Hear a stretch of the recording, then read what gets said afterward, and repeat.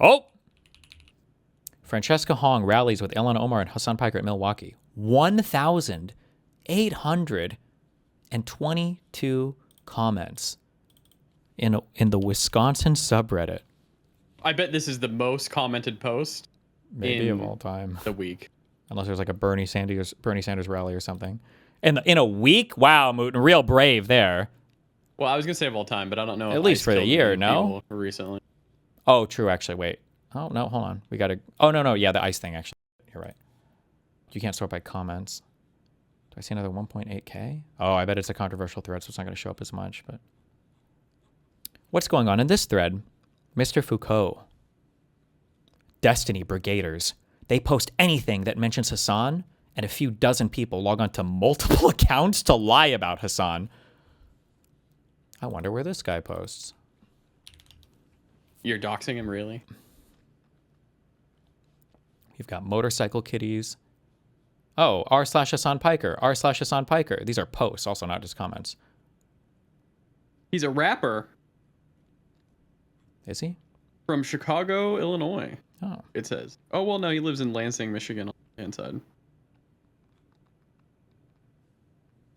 Posting in the Wisconsin subreddit. Interesting. Isn't he a brigader, literally, by definition? Woo! What I look like. Why is he... DoorDash refusing to pay me for entire time of order while doing pay per hour. Damn. Oh, okay, buddy Hassan. 6 years old. Damn! That's an old Hassan fan. Woo! Woo! This guy's gonna be like, Steve pulled up my Reddit thing. He doxed me. What is this? The guy who shocks his dog if it moves out of frame and said nobody was raped on October 7th? Really? This is who progressives like? Dude literally dressed up as a mount and spent the entire time railing against his allies instead of Trump. This is your guy, Michigan, Hassan Piker. Really? Ooh, do we have a Destiny warrior in here? PC gaming. TikTok cringe. Xbox. Oh, politics. Only to terminally online and politically irrelevant leftists that think IP is the only issue. Oh, even if he's not a Destiny poster, this is an undercover DGG warrior. Guaranteed. Oh, there he is. Oh, our boy. so strong. Our boy fighting. Read your Destiny Discord posts better. This was a Hong rally in Wisconsin. You are posting in the Wisconsin subreddit. Oh, true. He put Michigan here. Brother, check the Discord orders, you idiot. Stop obsessing over Twitch streamers. I can't. He's literally only here because of a Twitch streamer. True. How is he saying this? Does he not see Doesn't the matter. fucking... None of that matters. He doesn't care? Nope. It's all about the fight.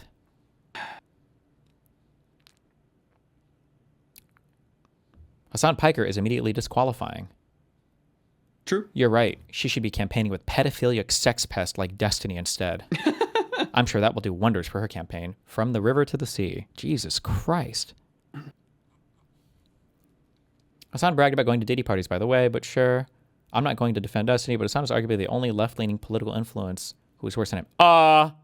Excuse me. Who the fuck is this? This is not a strong Destiny warrior. Ooh, and I think their thing is supposed to look like Jinx. Red flag. League. What? Oh, they're Not masked good. up. No, they're masked up. Oh, you think Steve. they're masked up? They're masked. No! Yeah. We're not masked up anymore. We're out here loud and proud. Then permaban them. Well... Get him out of there. How dare they talk to dear leader like that? Oh my god, just... It's his cover. Oh, they're undercover. No, they can't be undercover. They have their profiles open. People can see their posts. Gonna need a citation on that one. He said it on stream, Limfeo. There's more evidence of that than any of your accusations against Destiny. If it exists, then provide the source, please. A 2-second Google pulled up 3 separate clips where he talks about it, since you're apparently incapable. I think I remember seeing a 4th clip as well, but I'll let you know when I find one. Huh! LOL! A heavily edited, out-of-context compilation from a hostile sub of a known genocide apologist, Ethan Decline, isn't a primary source. Short snippets stripped of surrounding stream context are textbooked clip chimping. If you're claiming he said something specific, link the unedited stream context or the full VOD. Damn. This is actually a bot, man. This is like back like sphere Epcot looking thing in the back of like the house that P Diddy was renting for his and was throwing after parties Let's at hear at out of Coachella. context this is. And they were playing like these crazy things for people who are high. Not me, of course. I had only eaten portobello mushrooms. And one of the images that they were playing was like this little girl, this like supposedly attractive, very young girl, like opening up a Christmas gift. And I think I told you about this, where I was like, this is some real weird Alex Jones style pedo thing here. Me and my girlfriends are going to this P Diddy party, and I was like, okay, you can go. You can go. I'm breaking up with you. So I broke up with her over the phone. Then and there. That was probably one of the worst ways I've ever broken up with someone. I was like, no, you can go. Like, have fun. We're no longer dating. I was in fucking traffic too. Damn. Oh my god, dude, that would be so sick. Yo, I know Diddy's into stuff like that 100%. He does like crazy stuff like that. I feel like if you fucked enough, it's like you kind of want to do some shit like that. He knows firsthand because he's been at. Those were all out of context clips. I'm sure there's context. I don't even think each that of was them. Hassan. There's tons of out of context clips of me saying I've been going to Diddy parties, right? So More replies, please. bro, they're 3 clips put together. They're not heavily edited. I'm curious what context do you think makes it better than going to Diddy parties? He said his girlfriend at the time was invited to a Diddy party, and he said he would break up with her if she did. But sure, make up a story for CSAM loving Destiny. You just can't engage. It's the same guy before as before. Mr. Foucault. Oh, true. He did. He showed up. Yeah. Oh, because we're together. He's in this one now. They're on the Discord with each other. Did we check out this guy's post history? Oh, he's a little we'll sneaker. handle that. Oh, he's trying to be a little sneaker here. Nah, we'll handle that.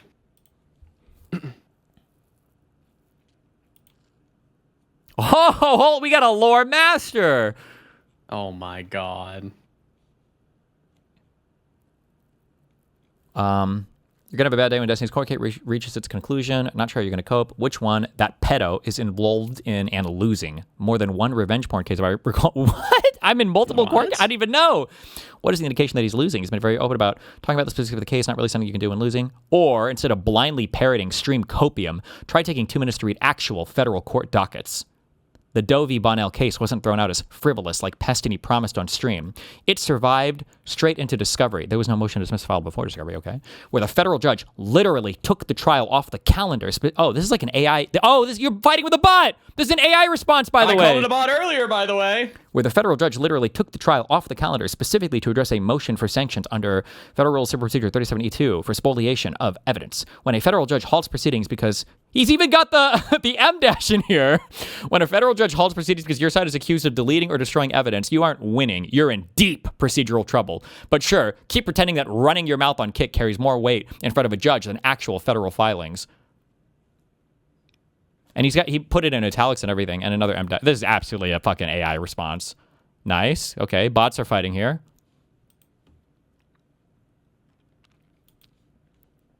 God, we need to get TNG on this. He was literally called for doing this multiple times on his stream. Wait, this is about me too?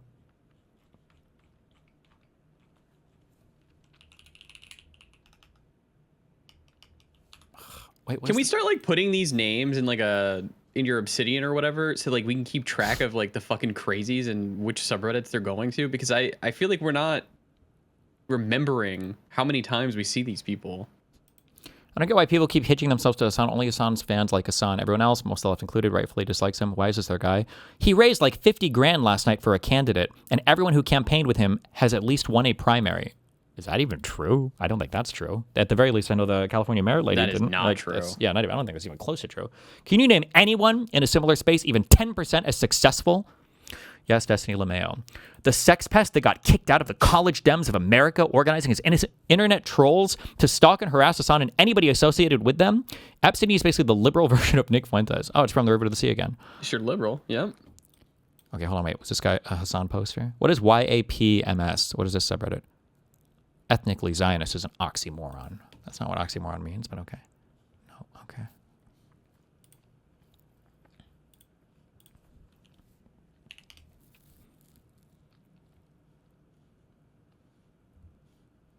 Oh, they're in the bulwark. We need 100,000 more Mamdanis in public office, including POTUS. True, he is in the bulwark. They're fighting. These guys fight. I bet it's only like 10 accounts or less that are doing like the majority of this fighting, by the way. I bet it's not that many, but I bet you see them everywhere. What threads were they in? The bulwark, they fight a lot. TM on 0 speed. This was a month ago. Citation needed for politicians, particularly on the left, that hate America. You people who continue to insist that Hillary Clinton was somehow not the legitimate winner of the 2016 primary frustrate me. That's because she wasn't. What? They think that Bernie was stolen from. Ooh, AIPAC in the bulwark has spent close to $50 million on Stevens and anti-Abdul TV ads.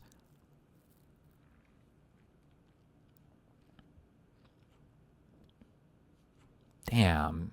Big lefty bulwark poster. Holy shit.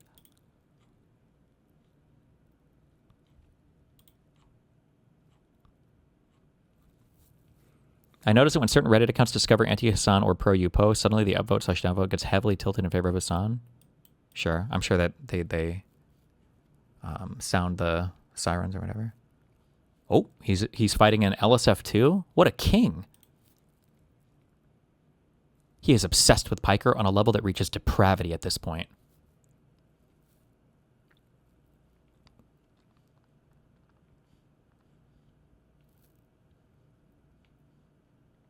Jesus, what a dick suck. Can someone give me the lore with the Destiny Hassan shit? He saw Hassan doing political commentary and wanted to get in on the trend. Destiny is very transparently a grifter.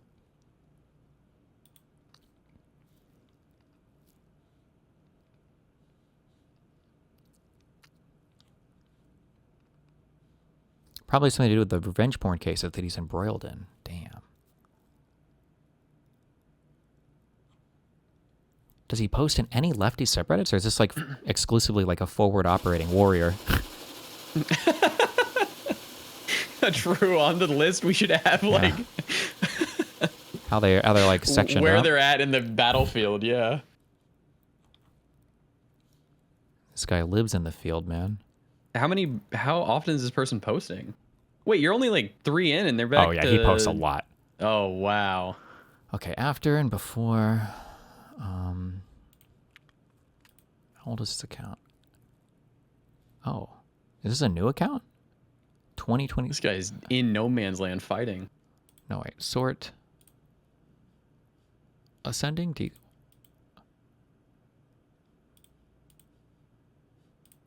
Wait, is this account like 4 days old?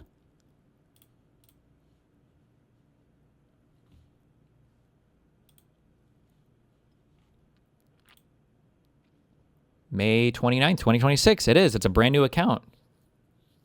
Damn. Is there a way for the site or for Reddit to tell you like how many posts they have altogether or no? Wait, can you not see when the account was created on their... Yeah, I did. It's 4 days old. It's 4 days old? And I'm sorting through, so the set is set to a 100 limit. So there's 1 whole page, 2 whole page, 3. Wow. So 3, so between, it's like maybe 250 comments in 3 days or 4 days. Any posts yet or no? Did I say 3 days old? Sorry, 2 months old. Or wait, May, January, February, March, April, May, 3 months old. My bad. So 300 comments in 3 months. Or 250-ish or whatever, how many, I don't know how far down this goes. So, ... Destiny. Destiny.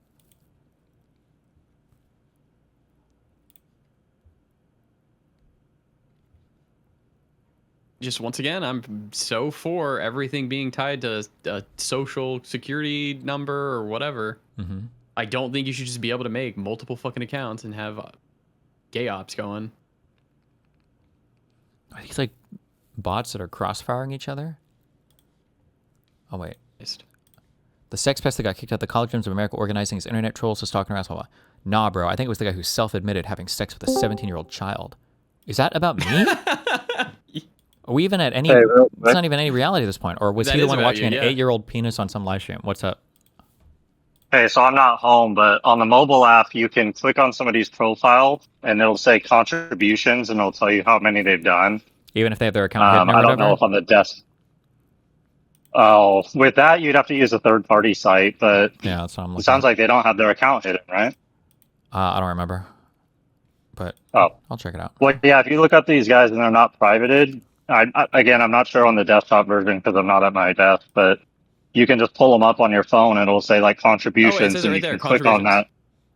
that. Yeah, it'll tell you how many Oh, posts I and see, I see. comments they've had. So 236 comments and 29 posts. In And an account that 3 months. is... Oh, 2 months. Fuck. There was a joined Reddit in, but I guess it says 2 months. Damn.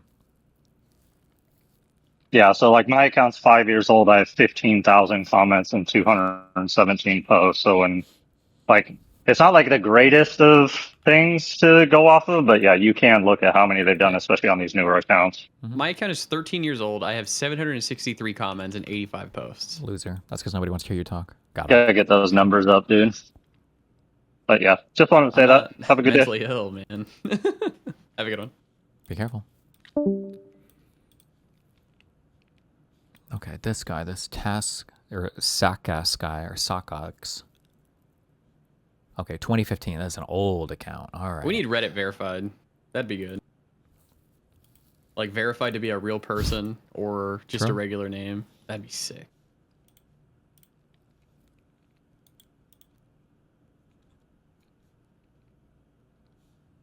Bleep borp. At this point, a sizable portion of people in the subreddit aren't going to vote for Hong just because they don't want to be associated with the weird cult that has developed around her. Edit, I can't see your comment if the automod considers them too vulgar. It's happened quite a few times so far. Consider that as you try to sway people's opinions. So they would rather not have healthcare, childcare, and education for all? Guess you can't fix stupid! As one of the weirdo culty people shows up. God, fuck, it's so cringe.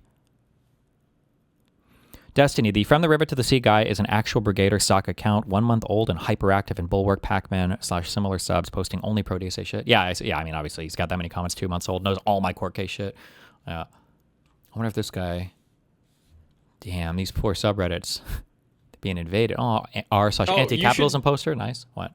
You should show this to like the Bulwark people if you're friendly with Tim or whatever, just as like I don't know how... proof. Well, I don't know how much they're like hands-on moderating their subreddit or whatever. The Dems have not changed since 2016. It had been on their biggest losing streak, one of their biggest losing streaks. Anti-capitalism, anti-capitalism. Isn't even true. Eh.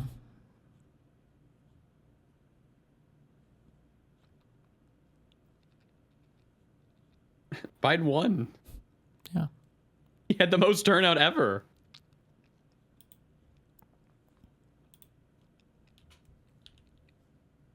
What the fuck drives these people? Are they just so severely mentally ill or what? I mean, probably the same thing drives my people now, right? People like to fight online. Feel like you're fighting for a side. Whatever is driving them, I hope it drives you guys too. They are getting pushback now, which is good. And I don't think there are as many of them as we thought before. It's just before nobody else was willing to fight against them, so. Because they lose a lot of the upvote wars now, I see. No, in the last month, it's been yeah. amazing. Thank God you went on the offensive. Shout out to all my Taliban soldiers out there. True. There he's in New Hampshire. Damn, this guy's a believer. And all this. How many states does this guy live in?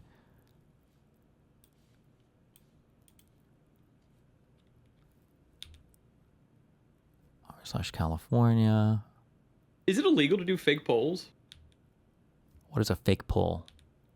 Like if I got like 1,000 accounts to like just upvote and in Maine? A fake poll that I did that said like, oh, actually Haley's winning by Oh, to lie like 80% or that? whatever. I'm not sure. I have no idea, actually. Man, this guy lives in every single socialist relevant state. That's crazy. Huh. Oh, New York Times poster. Anti-Jew shit. Michigan.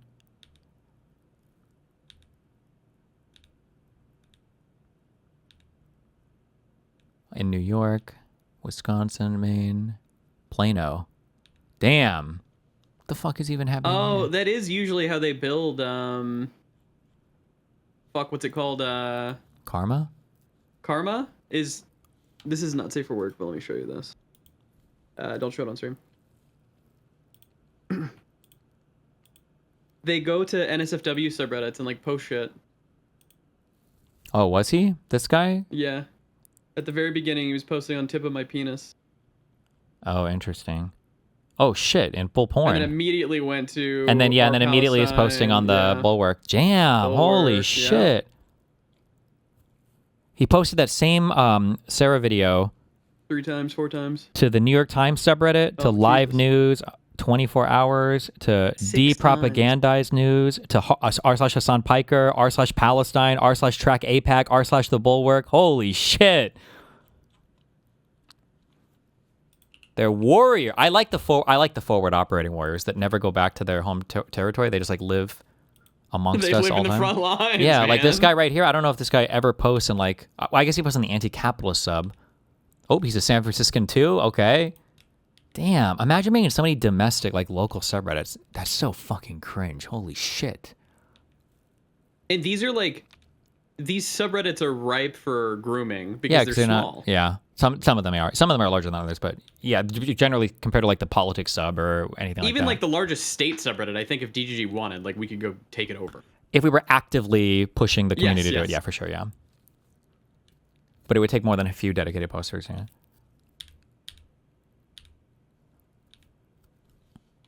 Fuck, we're doing $100. Okay, from YouTube. Thank you, buddy. The bot farm lasts another month now.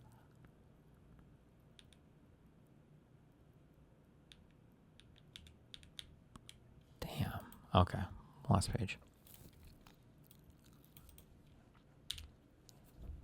Control F. No Destiny mention, no Hassan mention. Platinum mention, no. DSA, no. These are just all innocuous posts. Chase Sapphire. Damn.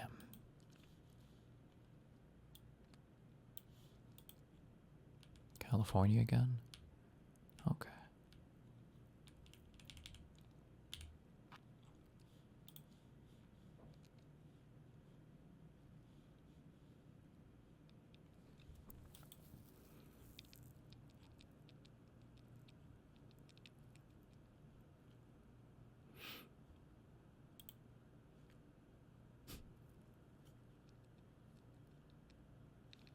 Okay.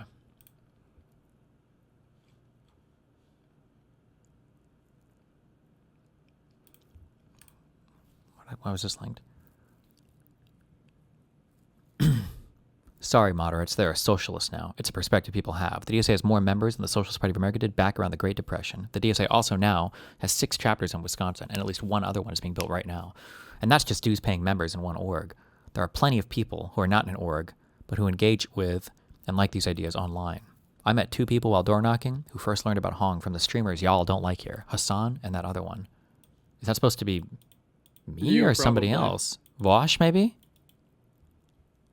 Why would they learn about Hong from me?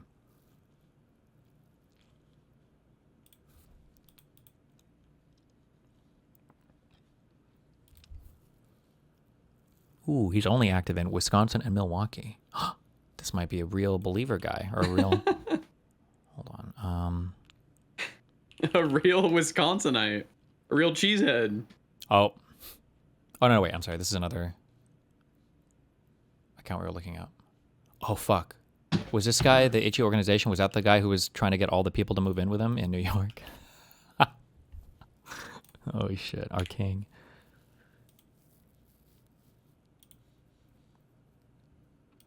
Oh, this account doesn't have too many comments. Oh, wait, it's a new account.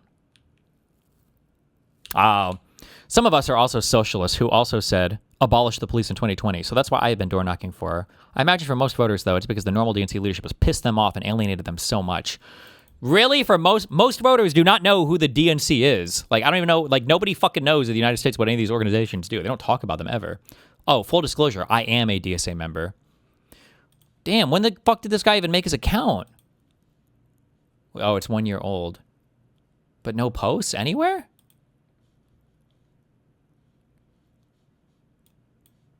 August 3rd, and then scroll down to July 30th.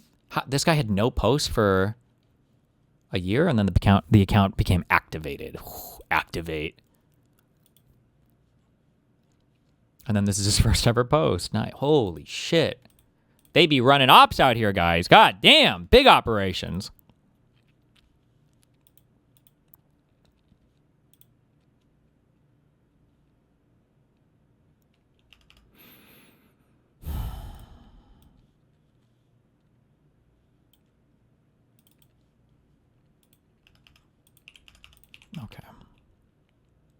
fuck else do I have open? What is this?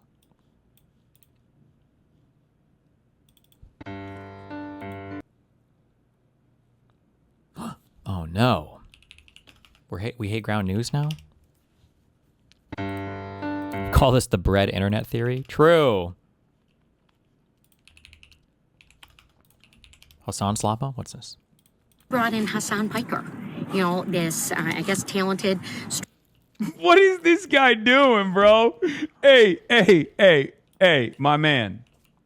Why are you shaking your damn head? Boy. Okay. Say it. What are you doing back there? Okay. I love this guy. He, as soon as my name gets mentioned, he goes, say it. No. Hell no. Not Hassan. My opponent in this Democratic primary, you know, he brought in Hassan Piker, you know, this, I guess, talent.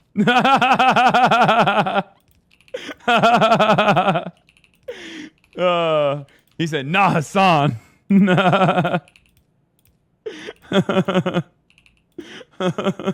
Jesus Christ. No, what? He said, what gives? I hate that she found all 4 of the brothers who will ride for her to appear in one frame. Wow. 4 black people in one frame for her? That's 4 times as many black people showed up to the fucking Detroit El Sayed rally. Streamer or blogger who. Yeah, this was beautiful. Haley Stevens called me talented and a blogger for some weird reason. Because, I don't know, blogger is like, is this 2012? The fuck do you mean blogger? But it turns out it's not just Israel that comes to her in her dreams, okay? I come to her in her dreams as well. He brought in Hassan Piker, you know, this, I guess, talented streamer or blogger who has been, you know, very anti-Semitic. That's crazy.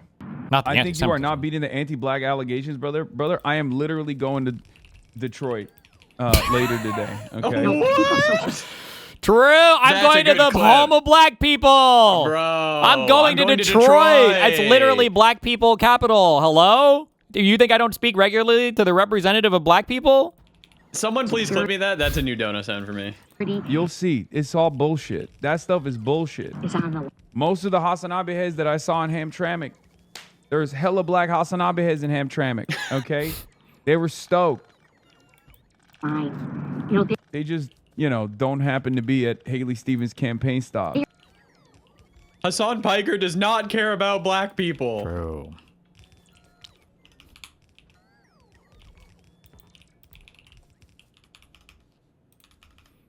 Jesus Christ.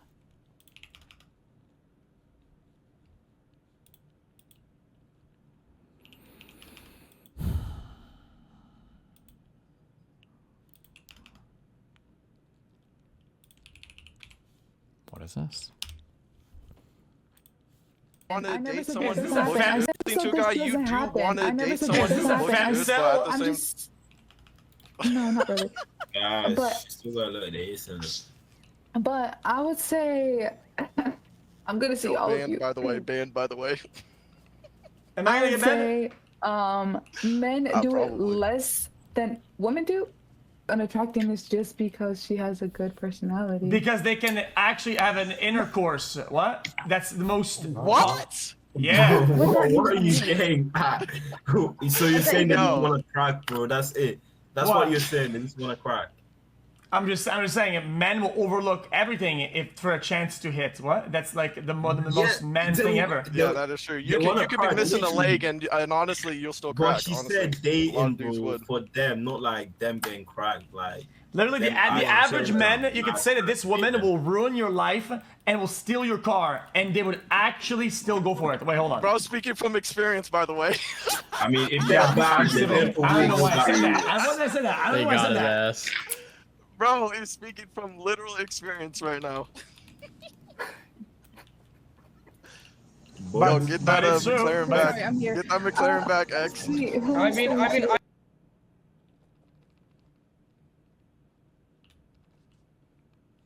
Okay.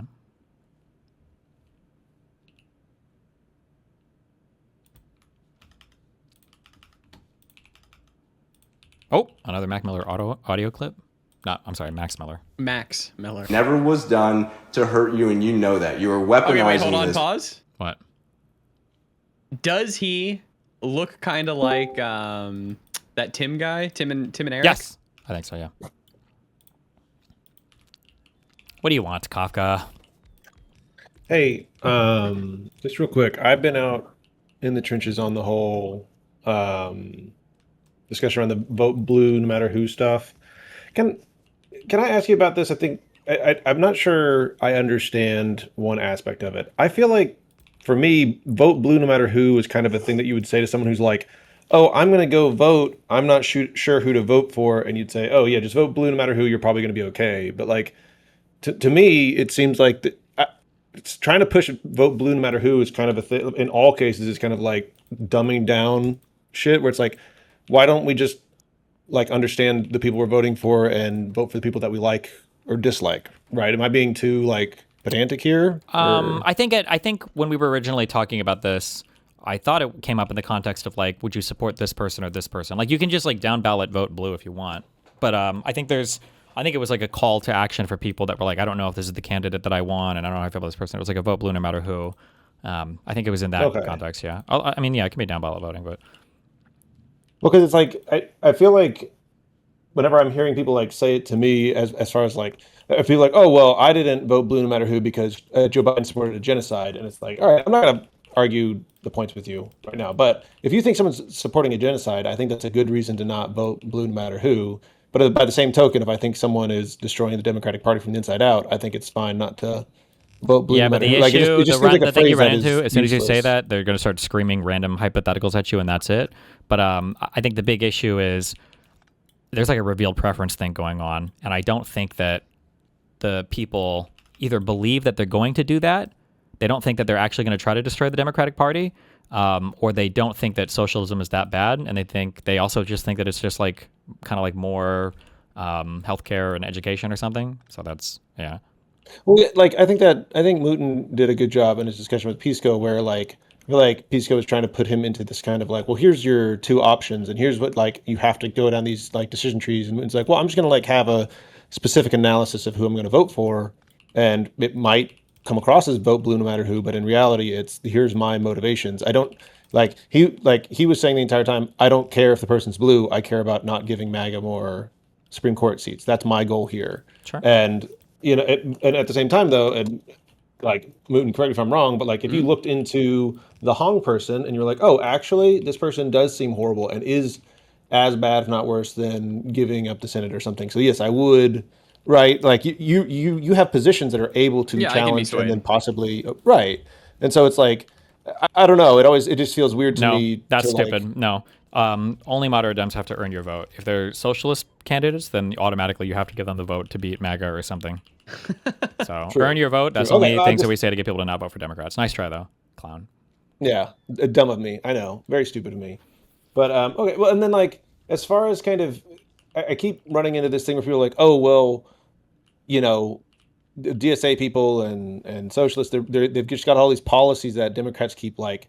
Obviously, the voters are going that direction, and to me, all I see, and maybe you guys see more than me, but like all I see is just there's some messaging around affordability, but like I don't think that like I haven't seen anything that shows that like the reason people like Al Saeed is because like that dude says APAC, as often as he breathes, right? Like I don't like, to me it feels more like people just look at him as like this is someone different from the Dems who I don't like, and there's messaging around affordability, but like I don't see anything that they're bringing to the table that the Dems couldn't also have without ceding ground on like more ridiculous places, or is there? Do you feel like there's a significant thing that they're holding that Dems can't take on that's allowing them to gain these voters?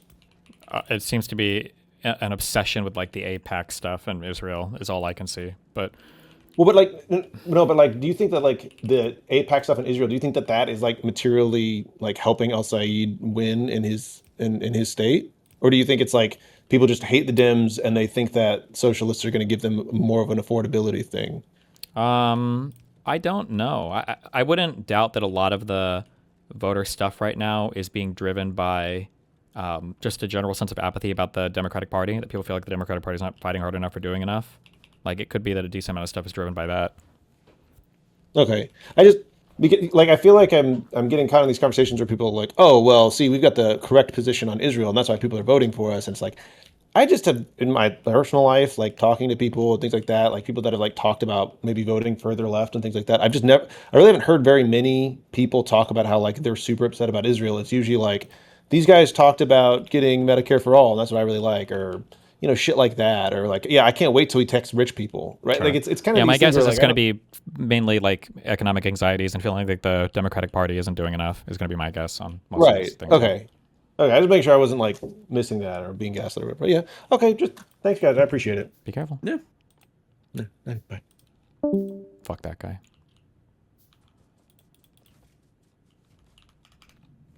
It never was done to hurt you, and you know that. You were weaponizing this because of my previous allegation. And then you knew it was because you went into my Emily, room when I was crying. So and Emily, you started crying saying, I didn't mean to hurt you. I didn't mean to hurt you. Why are you scared of me? Why are you scared of me? I didn't mean to hurt you. It wasn't done with intent. You just said it yourself.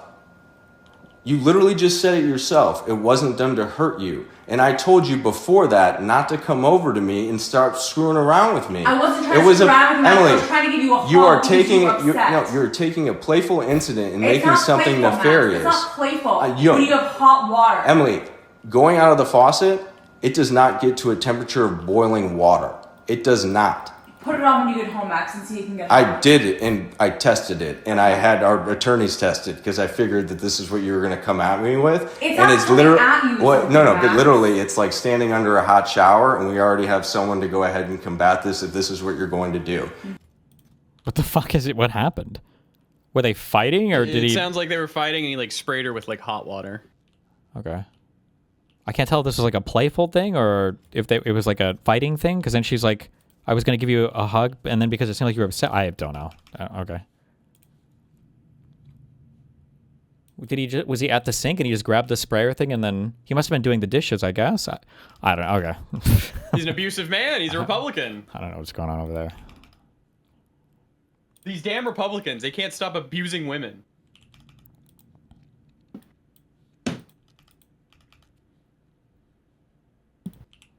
True.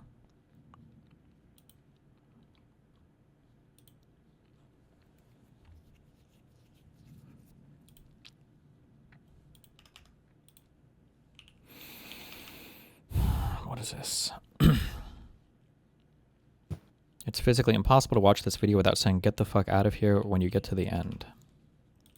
A Republican doing the dishes? Are you retarded, Destiny? True. It's down. Rip. Here's what happens if you're a wheelchair user and the lift breaks at the train station. This was Manchester Piccadilly, and when I arrived, the lift was broken and I had my chair and attachment. I spoke to the staff and they brought down a stair lift. I don't know if it works. The first option was the built-in stair lift, but this actually didn't work. They figured out that it was broken, so that was 2 options completely down. The second option was a small portable stair lift, which didn't look as sturdy, and I was quite scared of it, not gonna lie. But they brought it down anyway, and when we got to the bottom, we realized that my chair wouldn't fit onto it. I have quite a long wheelbase with my attachment, so we couldn't do it. We just got it modded. Flight too, so I couldn't even detach my attachment because it was physically taped together and we didn't have scissors. So in the end, because I'm ambulatory and I did have a bit of energy on this day, I offered to walk up the stairs while they carried up my setup. What? Wait, this is a rage bait video. This is a rage baiter video. Stop.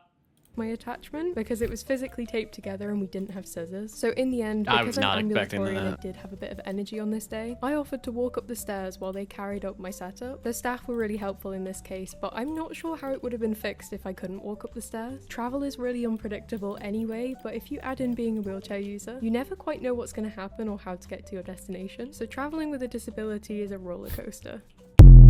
This is me at Disneyland, by the way. Shut up.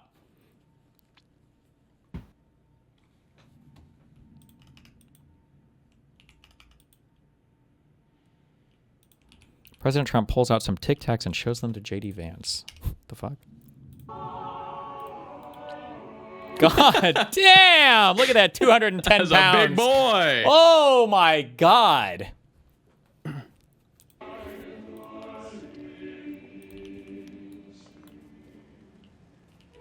He's probably like, I'm gonna invest in this company.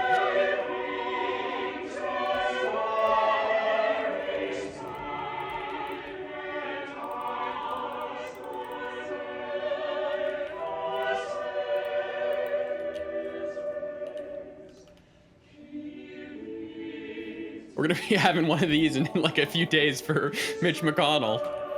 Hold on. Destiny, some disabled people can walk for a little bit, I've heard. Sure.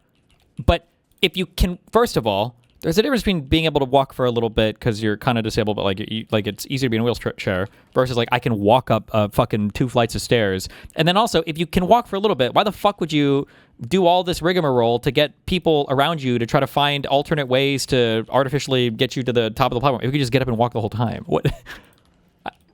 Bruh.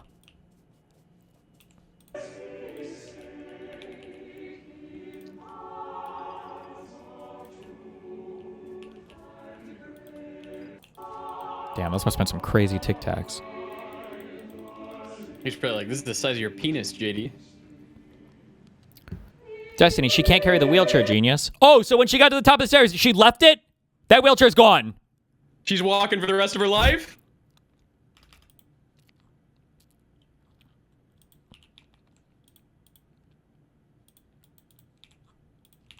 She's cured.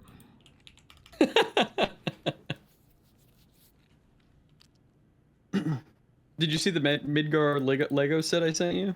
What?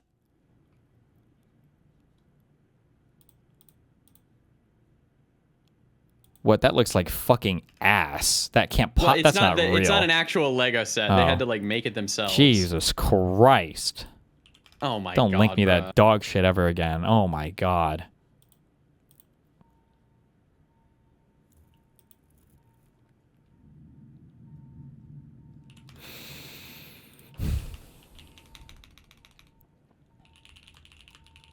When is Mr. Wing going to build his own Lego set?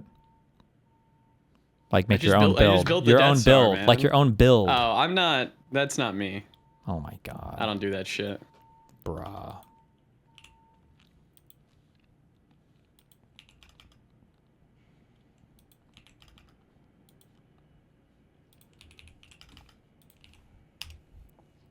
Huge incentive to push uncorroborated rumors on social media. 908,000 views. Oh, this is the account that it originated from. This U Mitch voter. Oh, and he's even named U Michigan voter.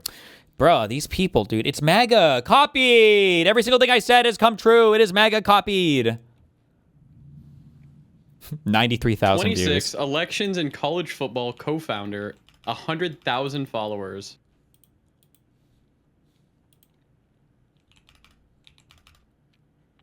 Followed by Bing. Chilling. Adam Mockler. The Pondering. Wait, what? I don't know what you're talking. What are you talking about right now?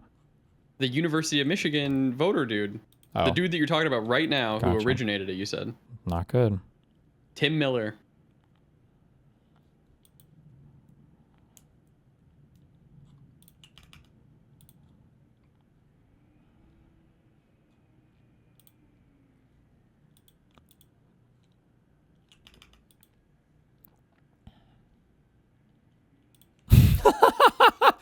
Bro.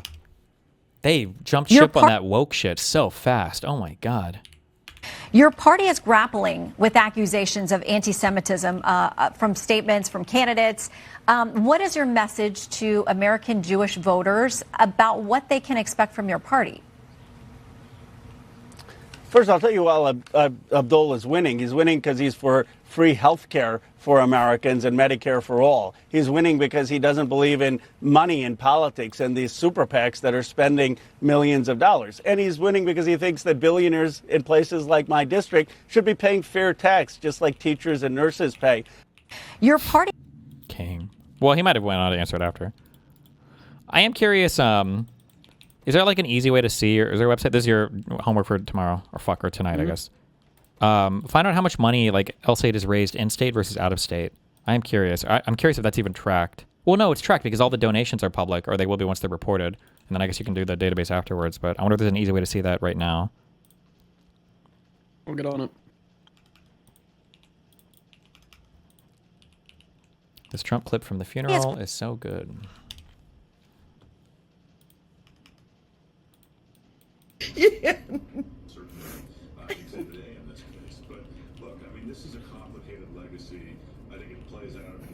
Who the fuck is the guy behind him?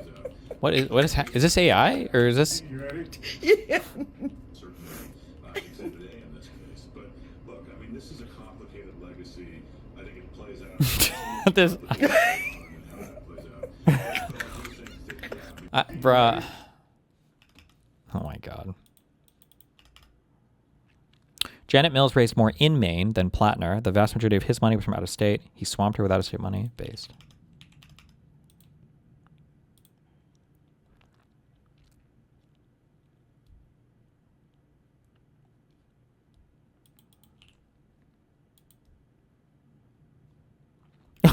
Wait, no shot. This can't be real. Hold on.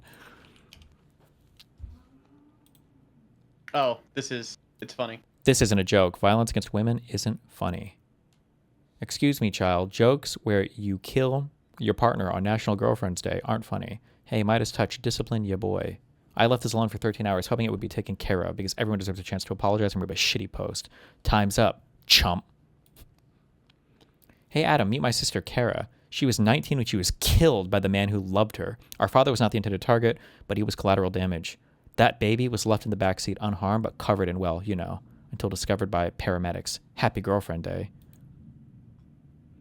I see a girl who put time into choosing an outfit and is expecting a photo to commemorate a day with her boyfriend. It's supposed to be showing how he feels about her. I see a man, Adam Mockler, who callously destroyed that girl's shoes, purse, phone, dress, and anything else she has on while ruining the photo because he thinks that violence against women is funny. Is it even... I just assumed it was like a picking her up to hug her or tickle or something. What is the violence assumption? Did he say something or is there something I missed? Or You're missing the third photo where she's not there. This one? Yeah. Oh, because she's hanging off the back, so it looks like he pushed her over. Oh, it looks like... So the joke is like he picked her up and threw her over it. I see. Okay. Yeah. As someone who identifies himself as trying to take down the Epstein class, Adam fails to see one of the problems of his post. Why do you guys censor out the names and the faces? Is that like a subreddit rule? They should be name and shame. Yeah, but, well, they're not. I mean, they're posting on their social media. Like this is a verified social media account, and it's posting this opinion. I don't know why you guys censor all the fucking names and faces on these. Don't even joke, lad. Damn, this is tough. It's a Reddit thing? That is tough. Holy shit.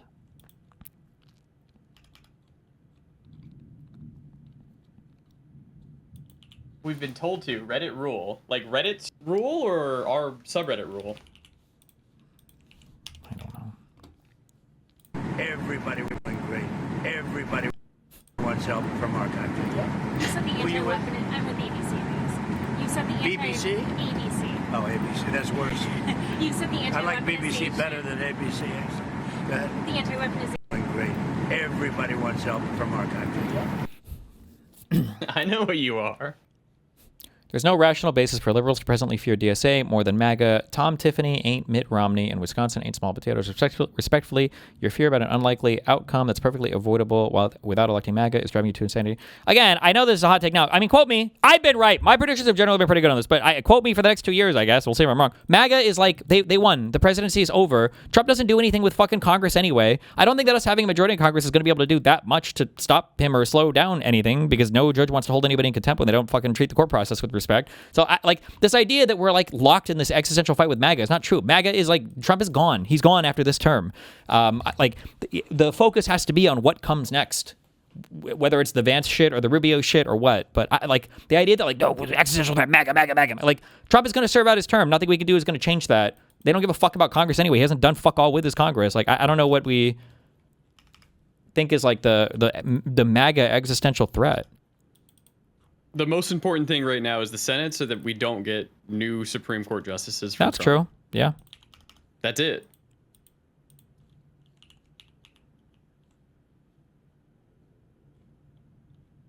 I saw the Ryan Beard tweet. I don't care. He's retarded. True.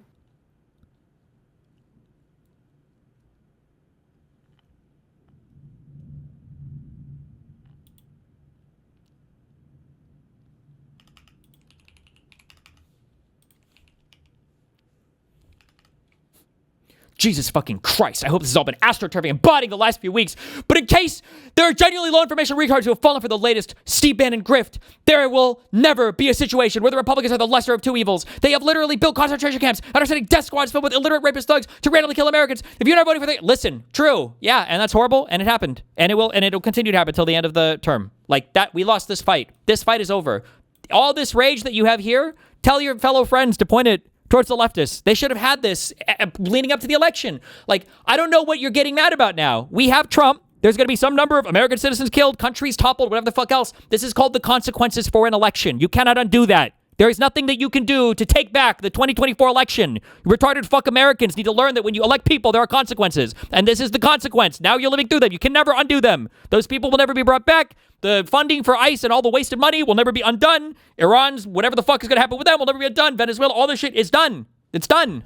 Look to the future and fight there. But this hand-wringing over like, we can't fight the socialists now because like they're back. Yes, we know that. That's what we were saying in 2024.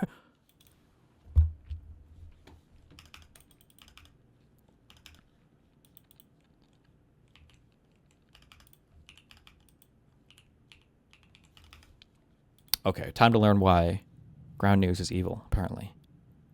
Ooh. All right, I'm out of here. I'm gonna go watch. Be careful. Ciao. Be back later. Hi.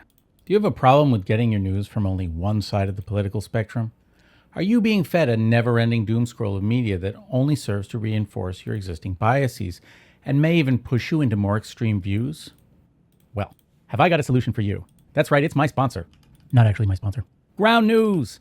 Ground News will show you news stories like you've never seen them before. The same story presented from multiple news sources at once, conveniently categorized by political bias, as well as showing you news stories that might be getting covered by news organizations of one political leaning, but not another, to help you get out of your filter bubble. Sounds great, right? Right? Chapter 1. So what's the problem with Ground News anyway? Yeah. There's this video by Ben Jordan about how capitalism is dying. Something I was researching for a certain other episode. And his video is pretty good. However, there was one part that made me do a double take. What? At one point in the video, he says there's a problem that Is there like an AI smooth filtering thing on here? This guy's head is very, very, very smooth. This is not real. This is like a filter of some kind. And his video is pretty good. However, there was one part that made me do a double take. At one point in the video, he says there's a problem that every piece of news that the average voter sees is manipulated by a third-party aggregator. Yeah, true. But then at the very end of the video, he turns around and says, I suppose you want some advice on how to educate yourself about current events when an exceeding amount of news organizations are owned by billionaires and sometimes even governments. Well, Ground News. Come here, I'll show you. And I'm like, wait a minute. Now, you might have heard of Ground News because they've been buying ads on popular YouTube channels faster than Raycons and Raid Shadow Legends. Uh-oh. But Ground News is also a corporate news aggregator serving up stories via an opaque algorithm, right? And it's not only that, but it's a news aggregator whose chief feature is that it classifies the entirety of news output along a simple one-dimensional left-right political axis. Now, Ben Jordan says that Ground News is independently owned and funded by subscribers, but this is at best a half-truth. According to their own website, in addition to subscribers, Ground News is funded by an unidentified handful of mission-aligned independent investors. And if you look in PitchBook, you'll find a number of venture capital firms in the mix, including Techstars, which was also one of the early investors in Uber. But even if we accept Ground News independence at face value, how do they even determine the political bias of a news organization? According to them, it's based on the work of 3 other independent organizations: All Sides, Alfontes Media, and Media Bias Fact Check. I could deep dive into these 3 orgs, the opaque nature of those involved in creating their ratings, and none of them actually tell you the names of the people doing the ratings or what their credentials are, and the fact that they're all, like Ground News itself, for-profit businesses. But I think it's more telling to look at the results of their work as represented by Ground News. One could, of course, take issue with Ground News identifying the New York Times as a publication that leans left, considering the many efforts it's made under Nepo Baby owner A.G. Sulzberger's ideals of neutrality and objectivity to buck that perception by hiring openly anti-woke journalists, giving voice to right-wing columnists, not to mention the famous 2020 editorial by Republican Senator Tom Cotton to send in the troops, to put down the George Floyd protests, and causing longtime liberal economist and Nobel Prize winner Paul Krugman to quit through editing that he said toned down his voice and forced false equivalences on him. But a more concerning case, I think, is the Wall Street Journal, a publication owned by Rupert Murdoch's News Corporation, which also owns Fox News, and which Ground News tells us is politically in the center, but which, as far as I can tell, has never had an opinion piece to the left of Federico Franco. As I wrote this, the Wall Street Journal opinion pages had such absolute center takes as Mamdani's socialist supermarket may put little grocers out of business, despite the fact that they're specifically aimed at food deserts, a piece called The Justices Are Finally... Sorry, my bad. Colorblind, celebrating the destruction of the Civil Rights Act by the Supreme Court, and Obama's legacy is the Trump presidency, with the lead line, his foreign policy was one of retrenchment, and his signature health insurance law made things worse. Does them implicitly criticizing Trump by blaming him on Obama make the Wall Street Journal centrist? What kind of a bad joke is this exactly? Or consider The Economist, another publication marked as center by Ground News, and which, for example, recently had a cover story about how best to fight Gen Z socialism, which it portrayed as a me-first doctrine and a threat to prosperity. Or Forbes magazine, which literally has a billion... Yeah, welcome to economics. Every single person that studies economics and finance is going to tell you that socialism is fucking retarded. This is not like a both siders position where it's like, well, there are some like very prominent socialist economy. No, there's not. Section, and whose articles include such nuanced takes as one in June by the magazine's billionaire founder about how California's wealth tax is, quote, part of a tyrannical scheme for global economic control by people who don't understand that economic growth is limitless, something I debunked in another video. That's definitely center, according to Ground News. What do you think center is supposed to mean here exactly? And these are also like op-eds. I mean, like, I think generally, I think it's pretty safe to consider, like, the Wall Street Journal is I don't know if I've heard it referred to as centrist as opposed to like center right. I don't hear The Economist brought up as much, but I feel like these are kind of like center right. But I mean, in a world where everything else is like fucking Fox News and shit, the Wall Street Journal is a bastion of objectivity compared to fucking any other fucking right wing news site. Jesus. It this way. And while there's long been a distinction between the news and opinion sections of newspapers, and even news-related television programs, this isn't a distinction that Ground News makes. And while the writers and newscasters of the two sections might be kept separate, they're still under the same upper management and editorial policies. The Wall Street Journal leading a story about ICE traffic stops with quotes from Trump about their importance is a more subtle form of conservative bias than an opinion piece attacking ICE protesters in New Jersey, but both go out under the same is a more subtle form of conservative bias than an opinion piece attacking ICE protesters in New Jersey, but both go out under the same editorial auspices.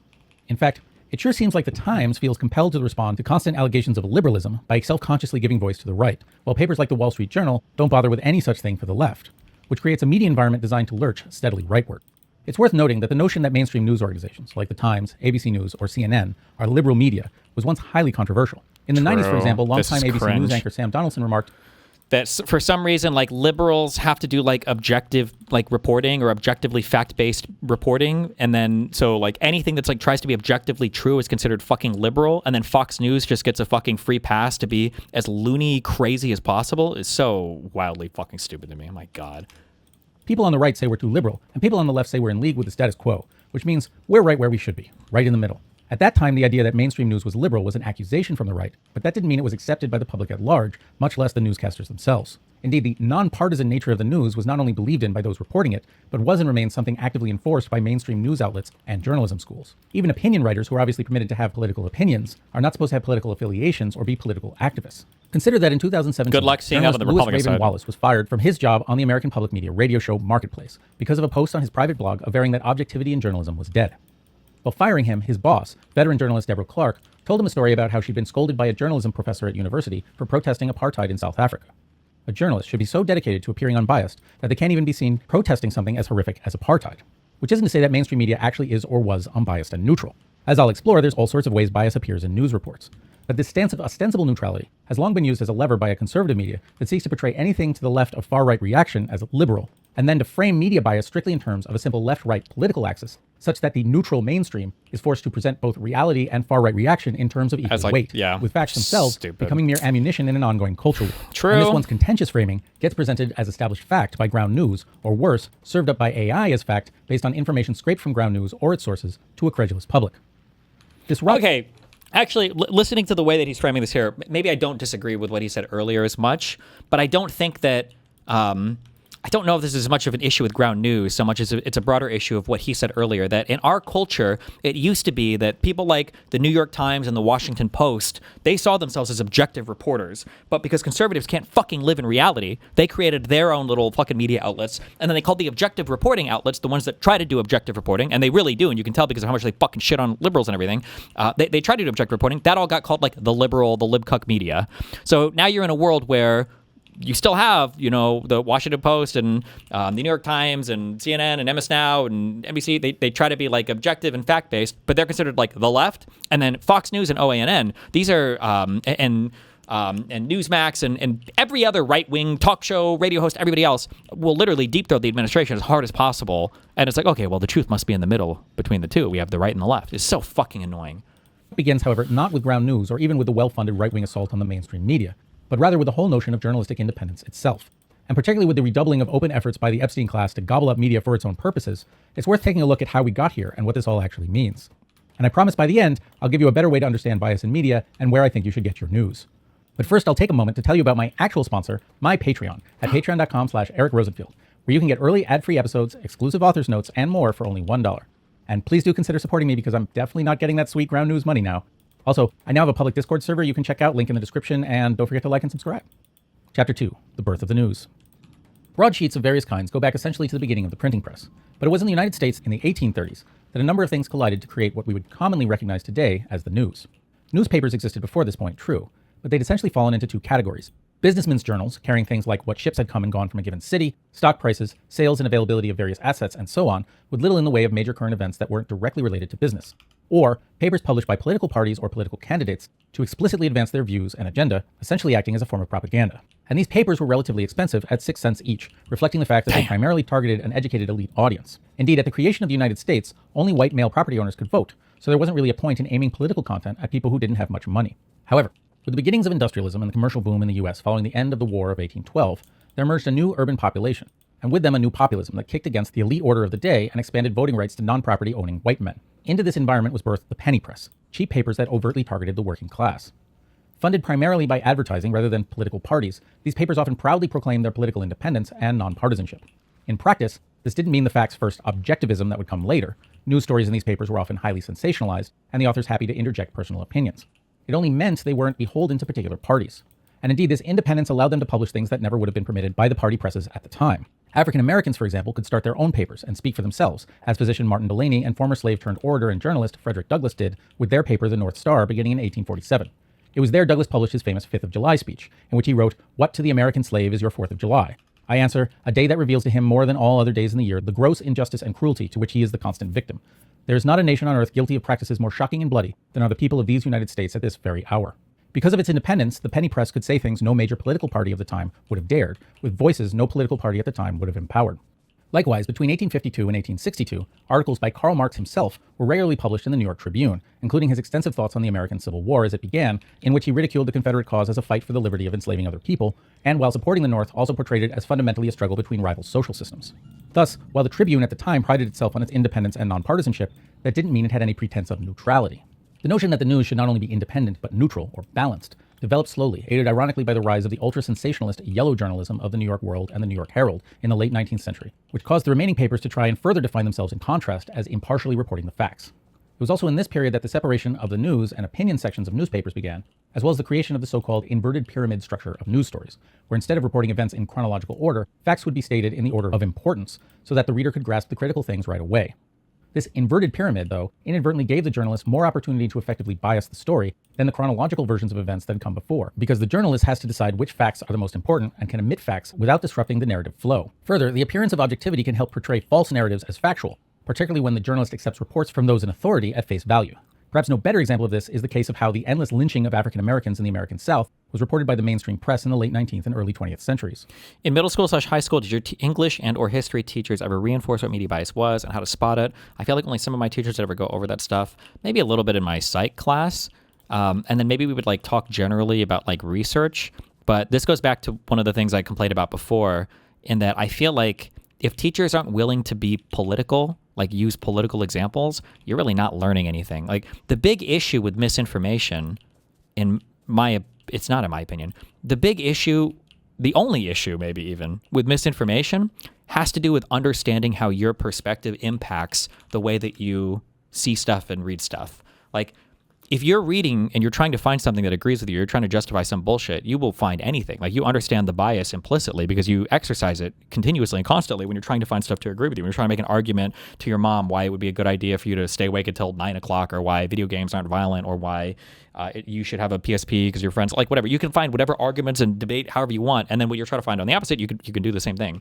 But the problem is that like if you learn all this stuff and you don't have practice exercising it when you need to, which I don't really think we ever do.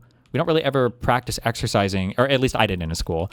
Like, okay, well, how does political bias work? Well, let's see. How about we have a conversation or do like an assignment where you have to like debate like a hotly contested current events political position? Well, then you'll really see, how well are you checking your biases? Because I think that all the stuff in your brain that turns you on to become like mega biased doesn't happen until you're like in very emotionally charged topics anyway, which is usually like politically related stuff. But I don't know, maybe in some of your schools, maybe you guys you actually did modern politics more or something. But I feel like in my schooling, I feel like people always tried to stay away from like overtly political stuff. White Southerners and their police, of course, reported to journalists that these lynchings were a response to the supposed beast-like urges of black people, particularly black men who were most frequently accused of raping white women. And the newspapers duly reported them as such, the events perhaps lamentable lapses in the law, but ones that were ultimately the fault of the victims. And the just the facts tone of the papers helped to reinforce the sense of dispassionate truthfulness. In 1892, 3 African-American men were murdered in Memphis, Tennessee, which the New York Times reported, per the murderers' claims, as retribution for the men shooting 4 sheriff's deputies. African-American journalist Ida B. Wells, who had been born into slavery during the Civil War, had been friends with the murder victims, and she knew what had actually happened.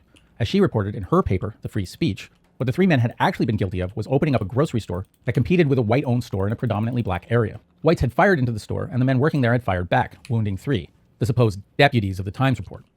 Following this incident, more than 100 African-American men were rounded up and arrested, and the 3 victims had been taken from their cells by a mob and lynched.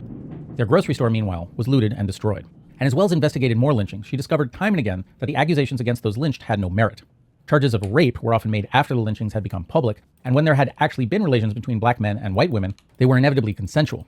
The lynchings, in other words, had nothing to do with the misbehavior of African Americans, and everything to do with African Americans threatening white power and white supremacy. As a result of such investigations, the offices of the Free Speech were destroyed, and Wells and the other editors were driven out of Memphis. And how did the Times, safely ensconced in the supposedly more enlightened North, respond to these revelations and to Wells' work?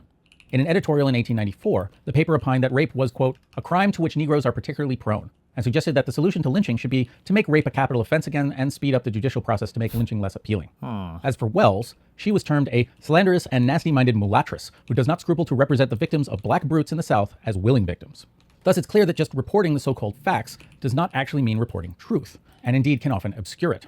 But it's also important to note that framing this bias in terms of a left-right political spectrum doesn't actually tell you anything about its factuality. Indeed, the idea that African-American men were more prone to rape than white men was something that had been so inculcated at this point that even Frederick Douglass admitted to Wells that until he read her reporting, he too had been troubled by the, quote, lasciviousness of Negroes. This wasn't about people of one political faction having different interpretations of events than another. This was about those in power using that power to spread lies that helped them maintain that power. And it was also about how a type of journalism that positioned itself as impartial actually served only to spread those lies, while another type of journalism actively motivated by the cause of social justice was able to uncover the truth. And it was about how blithely and unquestioningly reporting what the authorities tell you often only serves to reinforce their power. And to illustrate how little has changed, in 2014, an African-American father named John Crawford III picked up a BB gun at a Walmart while talking on the phone and was shot by police and handcuffed while bleeding out in the aisle with his mother still on the phone listening. The initial news story, drawing from the police report, read, a man in a Southwest Ohio Walmart store waved a rifle at customers, including children, and was fatally shot by police when he wouldn't drop the weapon. And it was only because the Black Lives Matter movement was in progress that the story got any additional attention and the surveillance footage from the store got released that showed what had actually happened. Though a grand jury still decided not to indict the officers responsible. The Black Lives Matter movement was a response precisely to the same kind of phenomenon of the disposability of blacks by whites that had fueled Ida B. Wells more than a century earlier. But in modern newsrooms, the restriction against journalists being involved in activism means that non-white male, straight, and/or cis journalists often have to choose between their careers and fighting for their own civil rights. For example, after columnist Desmond Cole protested at a Toronto Police Services Board meeting, he was told by his employer, the Toronto Star, that there was a policy against activism. He resigned in protest. Transgender journalist Lewis Raven Wallace was told when he got his job in public radio that he had to stop his activities doing workshops about transgender issues and white privilege and told to steer clear of stories about LGBT issues, as if having someone who knew about a subject from direct lived experience made them untrustworthy on that subject. And perhaps the most brazen example of where this line of thought takes you is a headline in the LA Times in 1990 that asked, can women reporters write objectively on the abortion issue? The notion of journalistic objectivity thus reinforces the perspective of the dominant status quo, which is to say white, male, straight, and cisgender, and actively suppresses the voices of those in the minority to discuss their own lives and experiences or advocate for their own rights. They're forced to choose between fighting for their own liberation and their jobs. Chapter 3. A vast right-wing conspiracy. But in fact, it's much worse than that.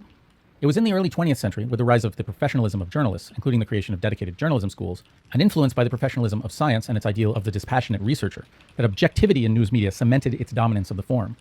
But at this point, it's notable that mainstream media was not typically seen as liberal, but as conservative. In 1919, for example, socialist writer Upton Sinclair, whose exposing of unsanitary and dangerous practices in the meat industry had led to widespread reforms and regulations, wrote the book The Brass Check, in which he stated that whatever their ostensible political neutrality, the mainstream newspapers were organized along capitalist lines and inherently prejudiced against workers and socialism. For evidence, he cited case after case where newspapers had unflatteringly portrayed strikers, unions, and socialists. Following the end of World War I, Sinclair wrote, all the energies which were directed against the Kaiser had been turned against the radicals. And indeed, the smattering of small circulation socialist papers were essentially crushed in the 1920s during the first US Red Scare, which had followed the Bolshevik Revolution in Russia and anarchist bombings in 1919 and 1920, inspiring widespread crackdowns on leftist organizations, unions, and immigrants. Indeed, the first reporter fired for a supposed lack of objectivity was Morris Watson in 1934, after he joined a union, showing how almost as soon as the notion of objectivity had appeared, it was used to further the class interests of the paper's wealthy owners. During the social democratic reforms of Franklin... Just your comment about how congressional control isn't that important for the remainder of Trump's term. I'm not going to fight with you, but just so there's no misunderstanding on my part, can you clarify your position on the upcoming midterms or importance, etc.? I think that the Senate seats are important because we don't want to lose the Supreme Court, and Senate races are for 6 years, but I think that the main fight right now, the most important fight right now, is to clarify what the party stands for. That's what the DSA people are fighting. We can keep fighting on Trump, but Trump is leaving. It's going to be whatever comes after him, and Trump doesn't give a fuck about the Congress anyway. So I think that the idea that now is not the time to clarify, like, what does the Democratic Party stand for? What are our values? I think is a mistake. I think there's a reason why there's at least one political movement right now in the United States that is like heavily seizing upon the moment to do that. It's because they realize that now is the opportunity to do so. Roosevelt's New Deal, Roosevelt repeatedly criticized the press lords who owned mainstream newspapers and made no secret of their Republican sympathies and antipathy for the New Deal. Meanwhile, journalist Walter Lippmann had been in the intelligence service during World War I and had been shocked to discover how easy it was to sway public opinion. He coined the term stereotype in its modern usage to explain how journalists and people in general could be relied on to know about things in their direct experience, but for anything outside of it would fill in context based on their own prejudices and presumptions. He also coined the term the manufacture of consent to describe the way in which those in power could mold public opinion to their own ends. As a solution, Lippmann said the public needed objective facts. As he wrote, there is no prospect in any time which we can conceive that the whole invisible environment will be so clear to all men that they will spontaneously arrive at sound public opinions on the whole business of government. But we can steadily increase our real control over these acts by insisting that all of them shall be plainly recorded, and the result... You don't think a Democratic governor in Wisconsin, the tightest swing state, isn't also worth fighting for? I would be more afraid of like a DSA entrenched person who can't be removed because they're just... I don't know how often the governorship of Wisconsin swings, or if it's term limited or whatever. Similar to like Mamdani, like just having another platform for them to indefinitely fight against the party from, I think is really scary. Objectively measured.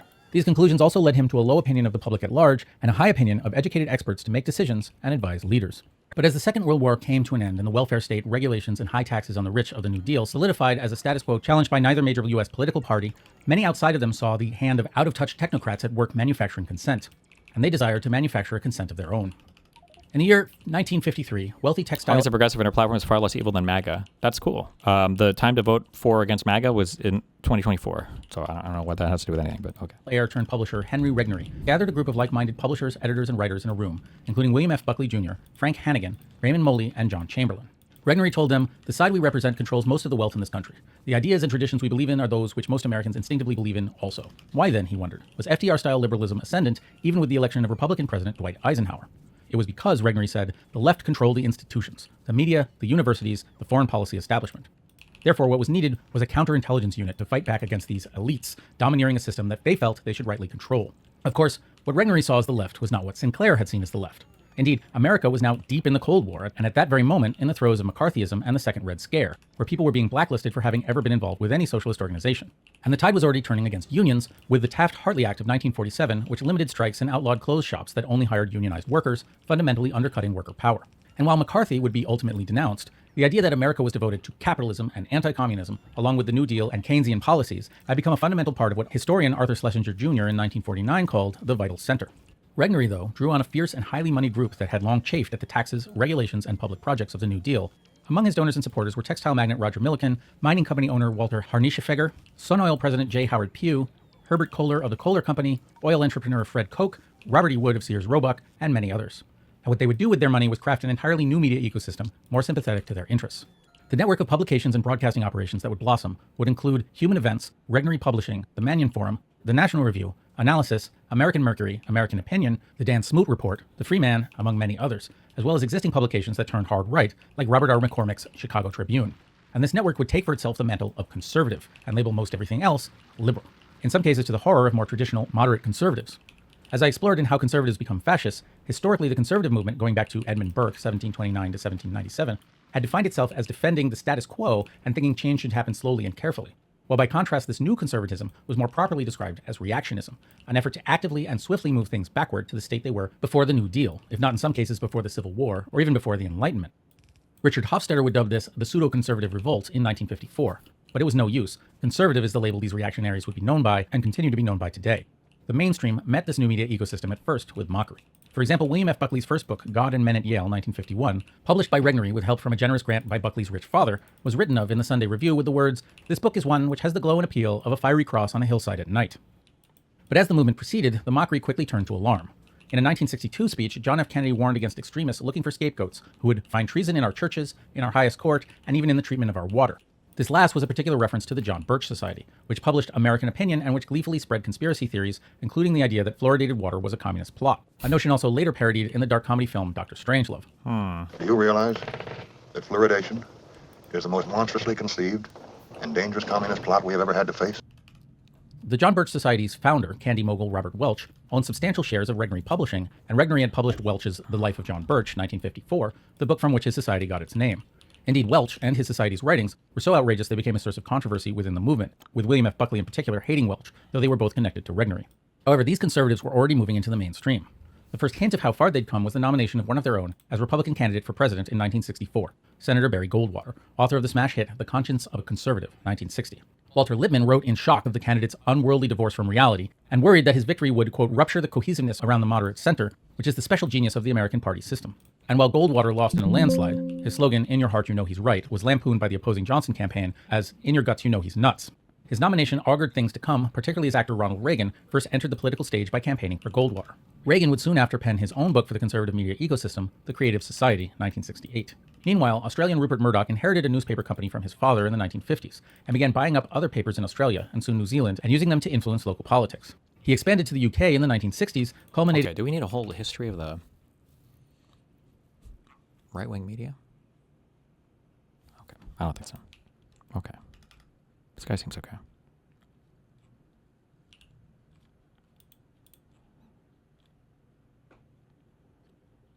That DoorDash girl is going to trial scheduled for a jury trial for October 19th. We'll find out finally. Is there a camera for opening the door? I feel like really that's all, that's what it all comes down to. The prosecution must have that evidence, though, maybe, but no one said anything publicly about it. I don't know. You know, people think it's the politics of envy. It's the politics of poverty. If you allow the people... This is Gary Stevenson's last ever interview. He said he's taking a break from the internet. People who own all of the assets to never have to sell an asset, then your kids will never own an asset. I think what they don't understand is, I am the peaceful option here. If you say no to me, what you are saying, you are voting for chaos. I am not trying to redistribute the wealth. I'm trying to stop the redistribution, which is currently happening. Wait, TTS, 18 queued. Oh boy.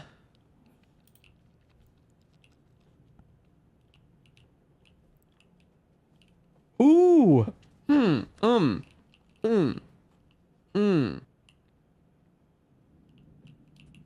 Okay. Ah. Oh. We how. Okay. Ooh.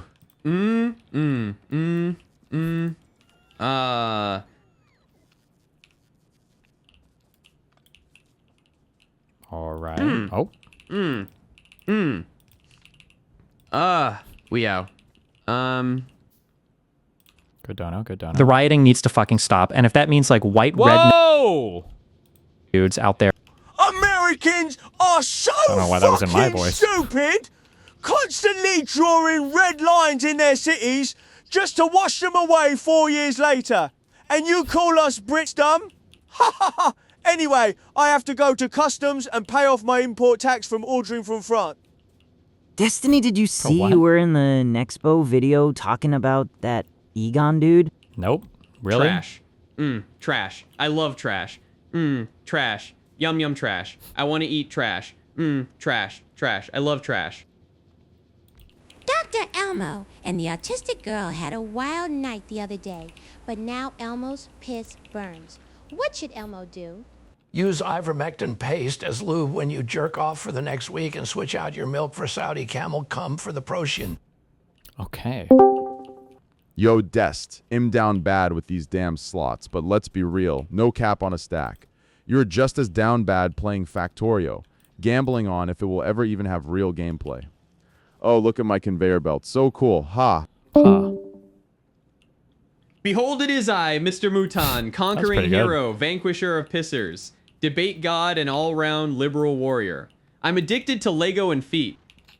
This isn't an ad, I swear. It's just something I think you'll find interesting, and my friend put a ton of effort into it. Please just check it out, reallegacyoftrump.com. It's a website giving sources and summaries for Trump misconduct. Okay. I never said I was royalty, TF.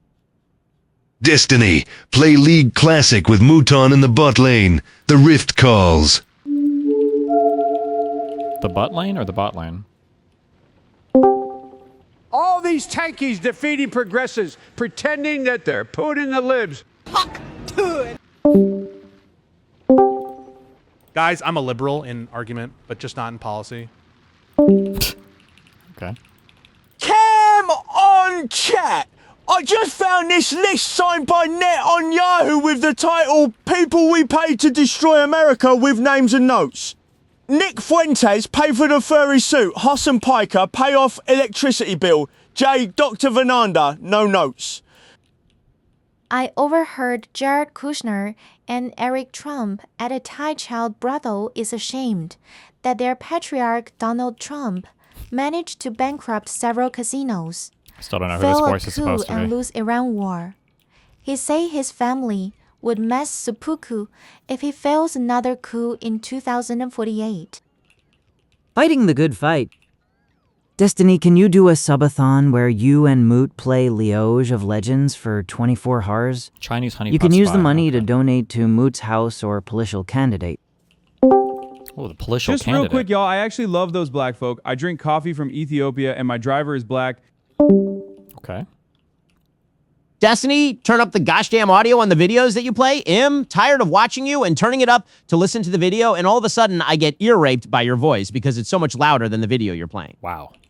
Destiny, which is a girl's name, by the way, rub my belly. Nobody rubs a... Many people are saying it. He has very talented hands. They say, wow, that guy rubs a good belly. The name's Wick. John Wick.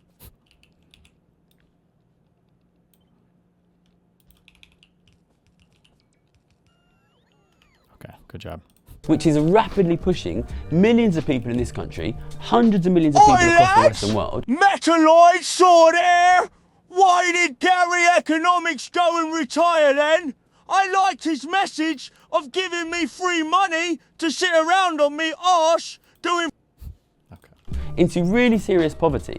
Obviously, they're going to start voting for extreme politicians. Gary Stevenson, welcome to Politics Show. Thanks for having me back. It's great to have you back. I think you may have the record for most appearances on the channel. Whoa! Believe it or not. But this must be, what, third maybe? I think it's third, Yeah. yeah. Who might be behind you? Matt Kennard's been on 3 times as well, actually. So you're tied at the top. How does that Great. feel? Fantastic. I don't know who that person is, I'm afraid, but I'm sure he's a great guy. He's a fantastic guy. WH Omega lol, he We're says. here to talk about your new documentary, How to Get Filthy Rich. Yeah. But before that... He has a new documentary! We're sat here a couple of days after Andy Burnham has become the Prime Minister. One day after, no? One day after now, but Oh, no, is it 2 I wanted days? to make it mysterious for them lot. but you've Okay, just yeah, killed sorry, that mystery. sorry. That's when all are we right. shooting? Nobody knows. Yeah. Give me your first initial thoughts on what the Burnham government is going to be like. So I've been actively trying to lobby Labour for, let's say, about 3 years now, which is about as long as I've been big enough to make any sort of impact. The Keir Starmer government and the Keir Starmer pre-government were never really very interested at all. It was pretty clear they didn't want to do anything serious on top-level inequality, wealth taxes. For sure. That was a bit depressing.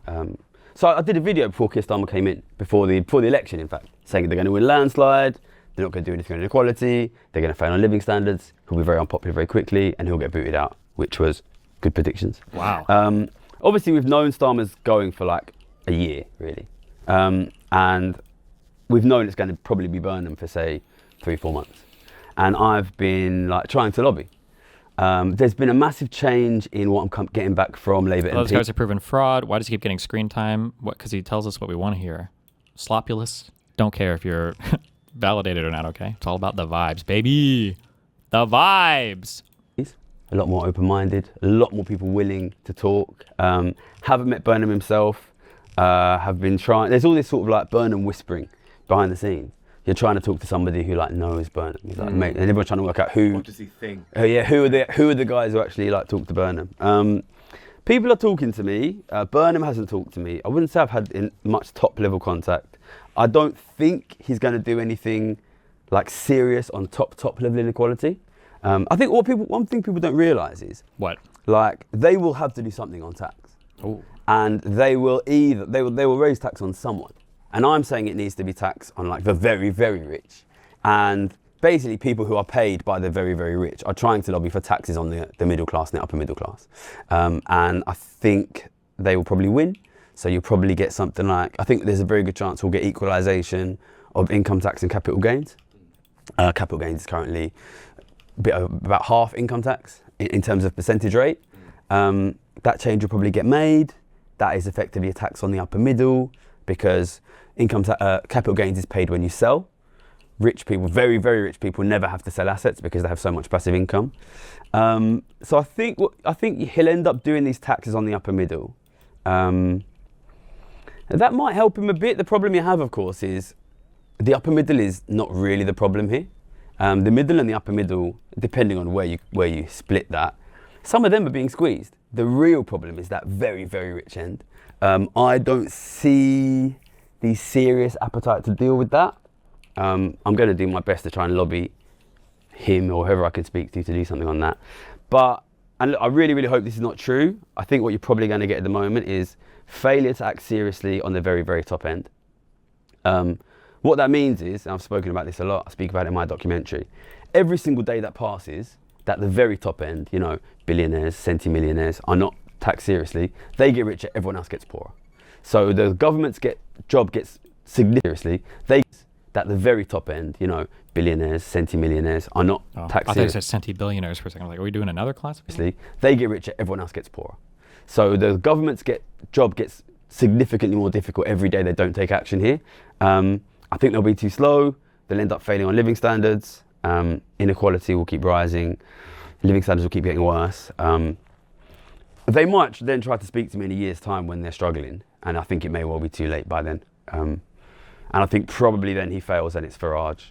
But, you know, at this point, there is still everything to play for. And I'm playing as hard as I can to try to get him to do something on that very, very top end taxation. So there today, there was the proposal of scrapping VAT on domestic electricity. Now, again, very early first week, do you not think that something like that might be an indication of the ambition that they might have? Or do you think going in the first place, you might have wanted something immediate to say, right, wealth tax? It's not necessarily, obviously, they want to give something straight away. And you can obviously understand their instinct to do that because people are pissed off. People don't want continuity Starmer. Starmer was very unpopular. They want to do something quickly. They want to do something now. You know, you cut VAT on energy bills, not necessarily like a bad policy. It's almost just like a lump sum payment to broadly everyone. Obviously, people who use more energy will get a bit more. So actually, rich people will get a bit more. So it's like actually not even particularly progressive. But, you know, they want to do something quickly. The question is always, where does the money come from? You know, and I think the instincts are probably better than Starmer's instincts. And I do hope for improvement. But I'm an inequality economist. Right, and inequality economy. What I see where I'm sitting is incredibly rapid increase in wealth inequality, and what that means is incredibly rapid loss of wealth from governments and from the middle class and from the working class. And if you don't take action on that, Republican Congresswoman Kay Granger has passed away at age 83. Reports show that she was in an assisted living facility during the final months of her time in office. Months.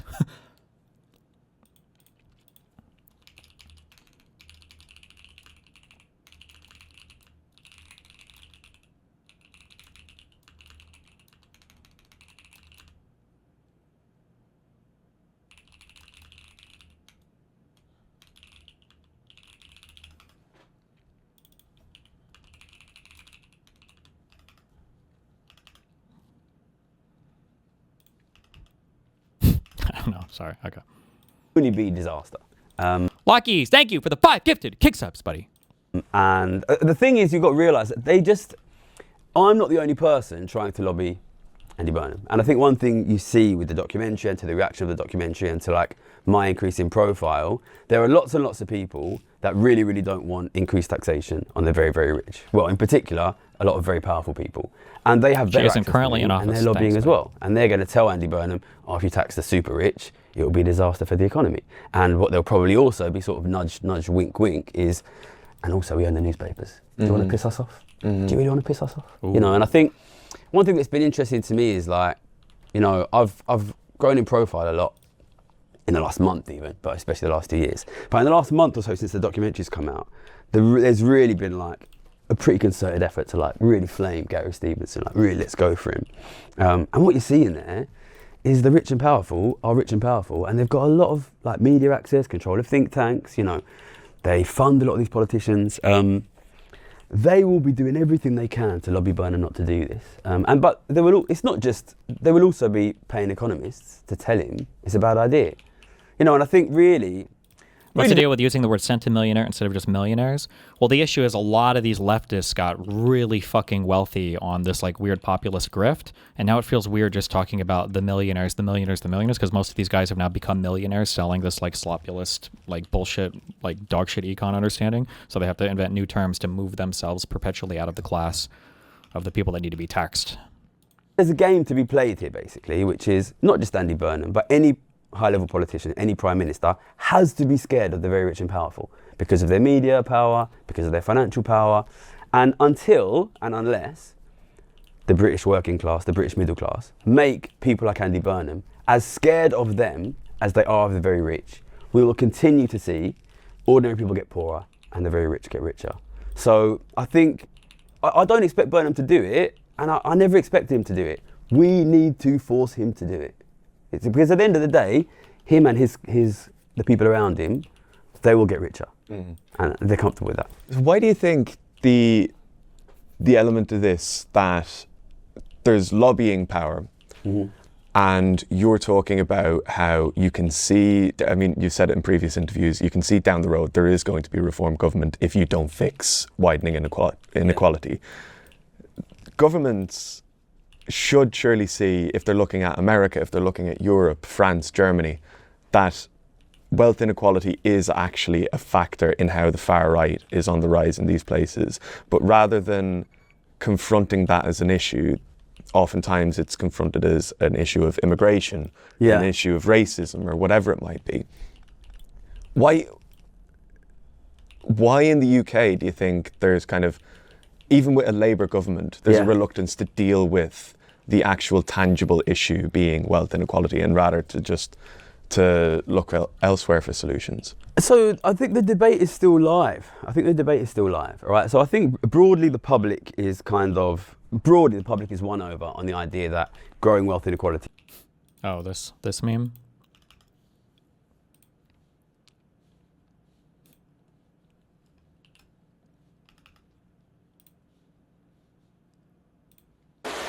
Do you think someday we'll have a revolution like that in America? Right? It's getting there, right? We've already had one. This isn't even a clip I was thinking of. I don't think. Another one. What's going on? The wealth disparity is getting bad. The wage gap, I hate that shit. No, wealth disparity. Wealth disparity. Wage gap is like between men and women. Men and women, we love each other. Thanks. And we hate the rich. Anyways. Too much. Aren't you the rich? No! Like the ultra rich, the ultra giga rich, the unnecessarily You have to clarify. They're gonna clip that and it's gonna make you look bad. Oh. You gotta say the billionaires. The billionaires. Because you are rich. The Bezos. You can't be saying that. I am. I'm rich in friendship. Yes. Okay.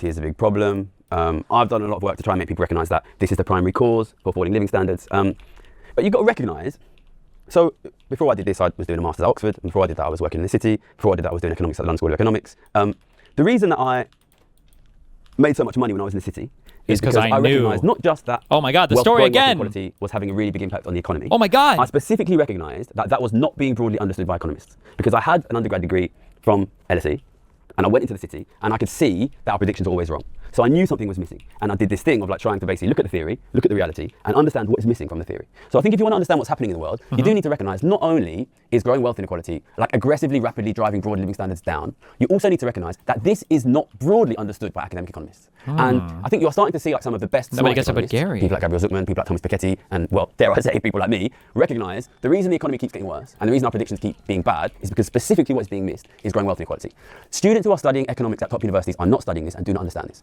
So when the government goes to its economists in academia or in think tanks or in civil service, they have never ever studied inequality. So after 3 years at London School of Economics, 2 years at Oxford, when I was at Oxford, I was specifically looking for courses where we could study inequality. Those courses did not exist on a 2-year economics masters. So really what you have, you know who Copernicus is. You know, Copernicus is the guy who recognized that, you know, the Earth goes around the sun and the sun doesn't go around the Earth. He got a massive amount of pushback because all of the guys who studied this have studied these complicated mathematical equations saying the sun goes around the Earth. This is basically where we are. We have economies where living standards are being aggressively destroyed by growing inequality of wealth, but we have a broad academic economics class of people who do not believe that is true, have never studied inequality in any way, so have no way of even understanding if it would be true, and are in most cases, especially the powerful economists, being actively enriched by the status quo.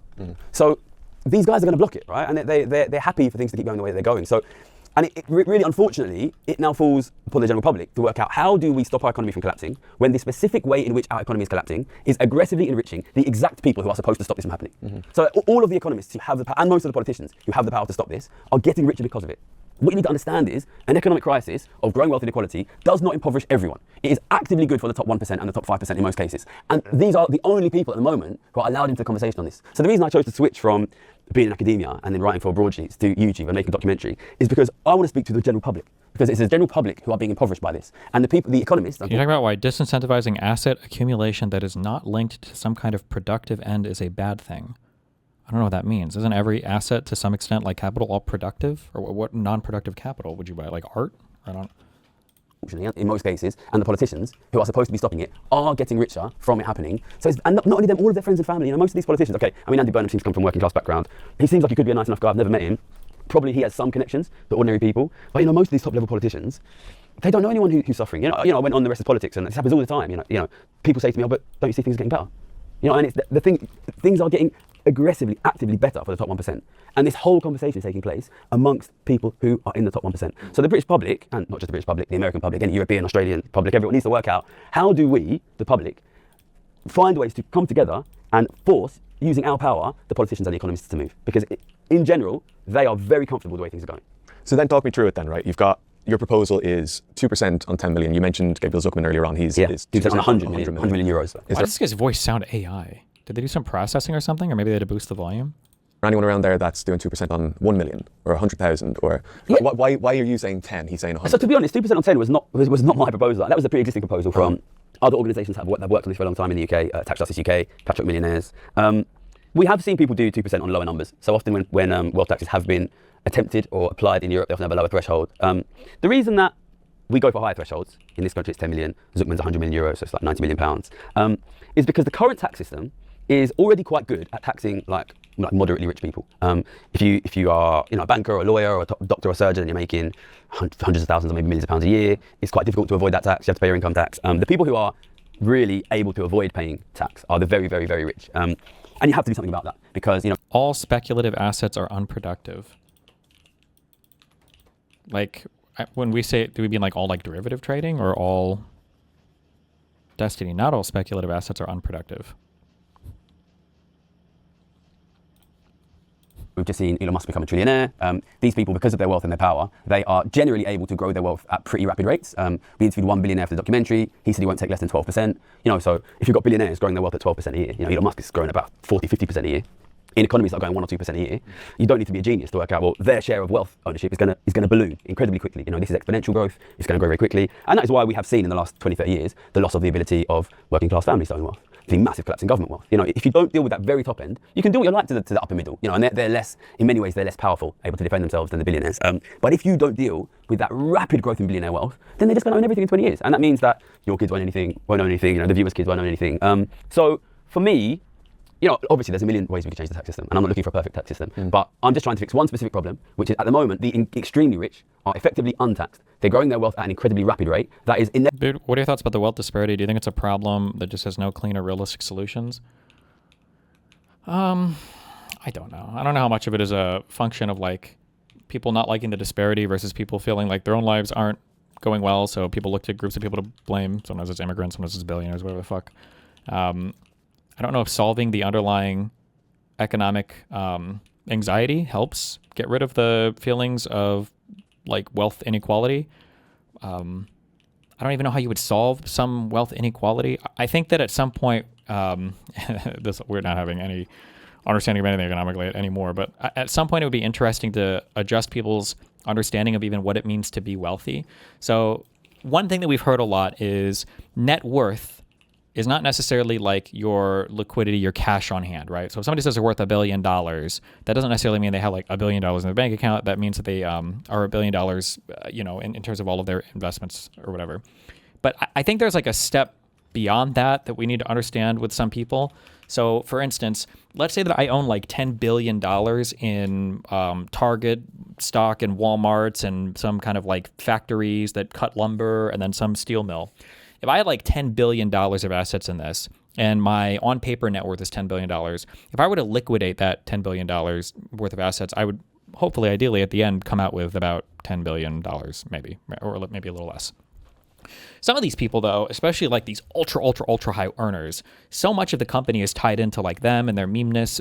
Elon Musk is like the biggest example of this, but I feel like even for Zuckerberg or Bezos, if these guys are worth like, 300 billion on paper, if they were to try to dump like every share of the companies that they own, I'm not sure how much money they would get out at the end of that. Like a $300 billion net worth guy might only actually be worth 15 billion when it comes time to liquidate everything. So some of these like ultra high net worth people, I mean, obviously being any kind of billion or anything is still super high net worth, but it's not quite as exaggerated as people make it out to be. It's because there's a lot of, I guess, like speculative value and not like fundamental value underlining the market capitalization, I guess, of the companies. But I don't know how much this matters at the end anyway. My position has always been we should tax enough to fund the programs we want for the government. But I mean, people now are just, the population views taxation as just like a punishment mechanism for people. So I don't know. Inevitably going to squeeze wealth ownership out of the whole of the rest of society and will move us very quickly towards positions of extreme inequality, and that will inevitably lead to the kind of living standards that you get in countries that have extreme inequality. If you go to India, if you go to Brazil, look at what living standards are like. That is what will happen here if we don't deal with the top end. But then with I'm thinking that there seems to be far more tiers to it than can just be a flat percentage on a flat number. Because you're talking about 10 million, but there's people that have $1 trillion in the world. There's people that have $500 billion. That I wonder if, should their wealth exist full stop? Like the idea that someone that has 10 million is feasibly someone that's 300 billion to 15 billion sounds crazy. No, how would that work?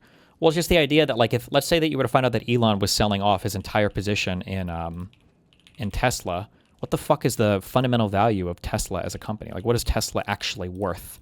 Like the market cap of that company is insane. It's like $1 trillion car company. Is it really worth that much fundamentally? Like if you were to add up all the factories and the future revenues and everything, it's like probably not. But if you were to find out that Elon was going to dump his entire position on that, who knows how much that stock is propped up? It might be that he has some $300 billion position that if Elon was publicly known to be exiting that position, the value of that company might drop like 80%. Like, who knows? Who knows? Still walks amongst you. Whereas there's the uber wealthy that just live in a completely different world. They can shut down places like Venice if they want for their wedding. It just doesn't seem like they should be around. Should they exist? I mean, if you just quite simply, mathematically, if you allow the existence of untaxed trillionaires and centibillionaires in economies which are growing very slowly, you simply have to accept the loss of the middle class.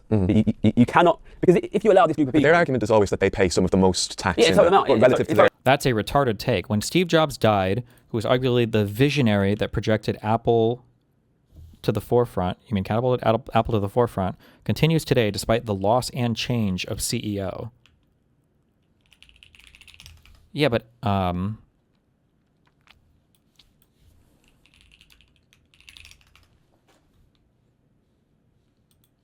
Apple is a company that deals in like very real products and very real cash flows, no?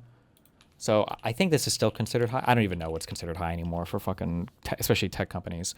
But the PE ratio, I think the price of a share divided by the earnings ratio or whatever to figure out like how much money are these guys earning versus how much does a share cost is 35, which I think is still considered pretty high for a company. Like the Tesla stock is, the PE ratio for this is 300.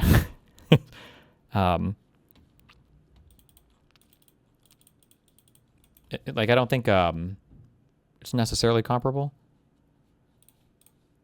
And then also, like, when Steve Jobs died, I think people still expect, like, Apple is going to continue to make iPhones and sell products. And so there's, like, some very real underlying cash flow there.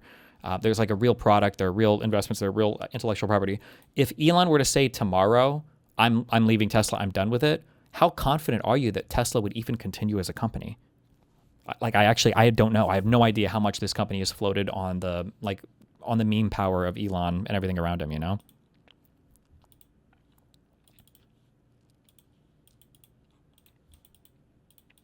His family didn't sell the stock, which was your point. Not the founder just leaving, but all their stock hitting the market at once. No. My point is not the stock hitting the market at once. That'll cause like a little bit of a price depression, sure. I'm actually talking about the figurehead leaving. Like, if Elon leaves Tesla, I'm not even talking about the market being flooded with shares. I just mean, like, I don't know how many retail investors would have any interest in the company anymore. And I don't know how many institutional investors would have confidence that that company's even going to continue.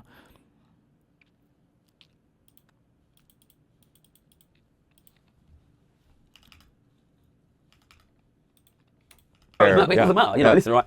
You know, if you have one part of your body that is growing at 50% a year, it's not going to be long before that is your whole body. This is like literally the definition of cancer. If you allow there to be, you know, a small group of people that own a big chunk of our, it's not just money in the bank. These guys own the physical world. They own the land, they own the buildings, they own the productive resources, they own the food production, they own the energy production, you know. And if you allow them to keep growing, 12, 13, I think sometimes people don't realize how powerful exponential growth is and how powerful compound interest is. We as societies have a choice. Either you can have an untaxed billionaire class, or you can have a property-owning middle class. You cannot allow this group to own everything and not expect your group to own nothing. So this is a purely mathematical argument. And you know, I think it's important to recognise that these 70 years we've lived in the UK and Western Europe and some other parts of the world where you have this big property-owning middle class and people like my dad can work for the post office and send 3 kids to university and buy a house and have a pension, have retirement. Not historically normal. Why is it bad to think companies get a more rational PE ratio? I don't know. I don't know where you're from or who stream you came. You know what? Never mind. I'll be in a good mood. Okay. I don't know if you think I'm like some massive fucking huge pro. I hate all of the insanity that is a lot of the AI valuations and everything, and the way these things are IPOing and the insane valuations that these companies are getting, and the stupid fucking meme retards. Like I don't know if you think or if in your mind you think I like defend these companies or I defend the way that the valuations are done or the insane amount of wealth some of the most retarded fucking people it seems in society seem to have at points in time. I don't know if you have that impression, but. Actually normal. You know, the historical norm in this country is incredible extreme inequality, a small elite that own everything and live extremely luxurious lives, and a big mass of people that are desperately poor. And we managed to change that by bringing in elements into our system that stop wealth from aggressively concentrating, elements which we have since removed. And now we are going to go back to what has always been the norm in societies with untaxed billionaires, which is extreme concentration. So, you know, it's not up to me, it's up to the British public and the American public. Like, you can have Elon Musk if you want, but you cannot have Elon Musk and your kid's not poor. It's a choice. If you want to give your house and all of your wealth to Elon Musk, do it, but then you won't have a house or any wealth. We don't live on a world of infinite wealth. If you allow these guys to grow at 50% a year. Okay, that sounds dumb. So what is an ideal tax rate on dividends and capital gains on people with hundreds of millions? There's a number. It's not just random. It would be super cool to talk about the number, but nobody wants to talk about the number. People just want to invent like new exotic taxes that have never really had a good history of working, that would be probably impossible to implement, that would never survive. People just want to talk about like the cool whatever bullshit. Like up your long-term capital gains rate, up at 5 points. Fucking up it. There might be ways that you can I think I don't know how controversial it is. I never hear anybody even talk about it, but I feel like that it would be interesting to have a capital gains environment where you're forced to up the basis of like 1% of your portfolio a year, or maybe 5% of your portfolio a year or something. I don't know. Like there are ways that you could do stuff like this to start collecting taxes from. If you feel like there are these really big capital portfolios out there that the basis is just too low and you're not getting anything out of them, I mean, you could do that. I don't know. I don't know how much revenue that would raise, but I think just bumping up the rates and rolling back the Trump Tax Cuts and Jobs Act, these are your huge revenue drivers that just for some reason nobody ever wants to talk about. And it's just all these exotic retard taxes that people are obsessed with, like the wealth taxes. Then you have to accept in 20 years, they own everything. You own nothing. Your kids own nothing. Your kids are in debt. The government is in debt. Look at the collapse in government. Well, listen, you can have Elon Musk, but you cannot have Elon Musk and the NHS. You can have Elon Musk, but you cannot have Elon Musk and free education. You can have Elon Musk, but you cannot have Elon Musk and affordable housing for working people. Those are your choices. You mentioned the landowning class there, and there's an interesting interaction that you have in the documentary with, Fulford, is his name? Francis Fulford. And his gripe essentially with the idea of a wealth tax is that he's not liquid, right? Yeah. He's got all of this land, he's got all of this wealth that's locked away in his land. And there's kind of this, it seems like there's a wall between the two of you where you're talking to him about the need to actually recognize that he is a wealthy man. Yeah. He may not have the cash, but he is a wealthy man. Yeah, And he doesn't consider himself as one. There's something, I thought that there was something uniquely British about the inequality conversation in that, where historically this country has this kind of feudal system. He's like, by divine right, been given this land by his ancestors, but he still considers himself part of the inequality debate. Did you find that when you were doing the documentary? Yeah, for Francis Fulford is like 29th generation heir of like a big, massive tract of land in Devon. To be fair, actually, one of the more pleasant people to spend time with. I didn't mind Francis Fulford, but he brought up this interesting idea, which is like, well, we can't pay it because we're not liquid. And this goes back to the point which I just made, right? Which is you cannot have Elon Musk own everything and your kids own something. And people sometimes say, well, you can't tax them because then they might have to sell their assets. All right. These guys are rich because they own assets, right? They have enormous amounts of passive income. You got wealth of £1 billion, you're going to make like £1 million a week passive income, right? They're going to be buying up assets. You want your kids to own assets. These guys own all the assets. And yet we say we can't tax them because they might have to sell an asset. If the people who own all of the assets never have to sell an asset, how the fuck do you expect your kids to get an asset? Maybe it's good that the people who own all the assets sometimes sell an asset. It's exactly the point I'm trying to make, right? This is, I think, people think it's politics of envy. It's politics of fucking poverty. If you allow the people who own all of the assets to never have to sell an asset, then your kids will never own an asset. Do you want your kids to own assets? I want him to have to sell his assets, so that fucking farmers can own farms. I want the people who own homes to one day have to sell their homes so that fucking your kids can own homes. Everything I'm doing here is, I talk about inequality for one simple reason. I want ordinary British working people to be able to own things. It's a question. We have the distribution of resources will be determined by who we tax. If you don't tax the people that easily have the power to rapidly buy all of the resources, then they will buy all of the resources. This is what it's about, and it's not really about anything else. It's not about ethics or morality, about fairness. Do you want your kids to own assets or not? Yeah. So, if you don't want rich people to ever sell anything, then that's fine. You know what I mean? But you better get used to being poor. Yeah. The easiest asset for myself or anyone out there to think about when it comes to this debate is a house, right? Yeah. In this country, the famous instance has been right to buy, Thatcherism, privatisation. Yeah. I'm just interested in like a general sense what your prescription of Thatcherism is when it comes to wealth inequality today. Yeah. Like, is it point A? Is it a symptom of kind of post-war individualism and hyper-capitalism? What is it like? Yeah, it's a good question, right? So let's zoom out if you want to understand like where Thatcherism falls into the big picture. First thing to recognise is inequality was incredibly high before World War II. Not just here, but like basically all over the world. So before World War II in the UK, obviously, you've got 1900s, you've got this industrial revolution, massive increase in wealth of the country and other parts of Northern Europe. And it does really very little to reduce poverty. In fact, in many ways, depending how you measure it, you could argue poverty increases. Suddenly. You blame leftists for their stupid ideas, I agree, but establishment Dems never push for the alternatives you mentioned. It's a real problem. Only one side is making noise about it. You're just wrong. I'm sorry. Establishment Dems would absolutely push for it, bro. But you guys will give Dems like 0 seat advantages in the Senate, like under Biden, or like a 3 seat advantage maybe in the House. I'm like, why haven't you had a transformative effect on the entire fucking economy? Like, Biden was the one that passed the American Rescue Plan, and then the huge investments in green energy through the IRA. There was one other thing I was thinking of. It slipped my mind. But Obama was the one who got us the Affordable Care Act. You were one vote off of a public option in the Senate for that. You can pretend that both sides are the same, but the reality is you give Democrats no seats, and then you have these retarded socialists that are like, oh, we can actually do fucking everything. Like, how? What are you going to do differently? Like, well, we just want to help like working class people with higher wages and blah, blah. Okay, cool. Join the fucking club, bro. Yeah, you think the Democrats don't? Like, what? People are like forced to work in these incredibly polluted, crowded, dirty towns, in these incredibly polluted, crowded, dirty factories with no safety restrictions, and they're working. They had to fight hard to not work 6 days a week. My grandma was born in 1926, I think, in London. Incredibly rich city, incredibly rich, the richest country ever in the history of the world. On the back of the fastest economic growth in the world, 3 of her siblings die of tuberculosis, which is a preventable disease of poverty. So, like, the history of this country is, if you go to India today and you see the kind of incredible poverty and inequality which exists in India today, that was normal here, and it was normal in all of Europe. So inequality is the norm.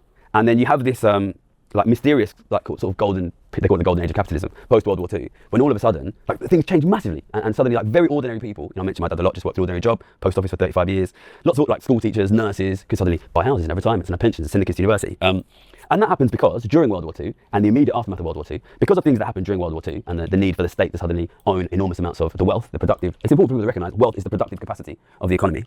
Suddenly we have these massively empowered states, which decide to massively increase taxation on rich people. And then you get this golden age where just ordinary people can buy houses. It's really important for people to recognise, because if you don't have the big picture historical international context, you could easily think that's just the norm. But that is not the norm. That this is a really strange, unusual period of capitalism. This 70-year period which we're coming out of now, post World War II, of this empowerment of the average working man and woman. And obviously, the elites who saw their power fall. Because suddenly that previously they consume everything. Everyone else lives on basic bare essentials. The whole economy is built around the luxury of the super rich and the elites, the aristocracy, whoever. And they're pissed off. They don't like it. They don't like the fact that suddenly everybody can afford a good life and they don't own the country anymore. And then they start funding people like Milton Friedman, these economists, these Austrian economists sending these ideas, Ayn Rand, who say actually no, it's not good for society. What greed is good. We need to give power back to the individual, and they slash taxes on the rich. And as soon as you do that, you let this genie back out of the bottle, which is if you allow a billionaire.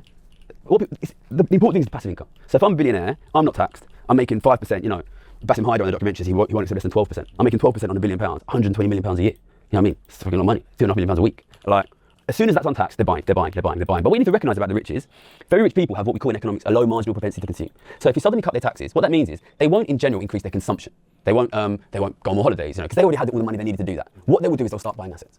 And then they start to buy more assets and more assets and more assets. And then that's when you start to see the loss of asset holding in other groups of society, the working class. Drug! I don't know why you spent this message like 50 times. I've already said this. I'm not saying that the increase in the supply of shares on the market is what would cause the value the value of the company to drop. I'm saying that if Elon Musk is not associated with Tesla, I don't know if people will invest in Tesla. Not that oh my God, he's selling all his shares and now there's not enough liquidity in the market to absorb. I don't know how else to say this. You've typed this message like 20 times. Jesus.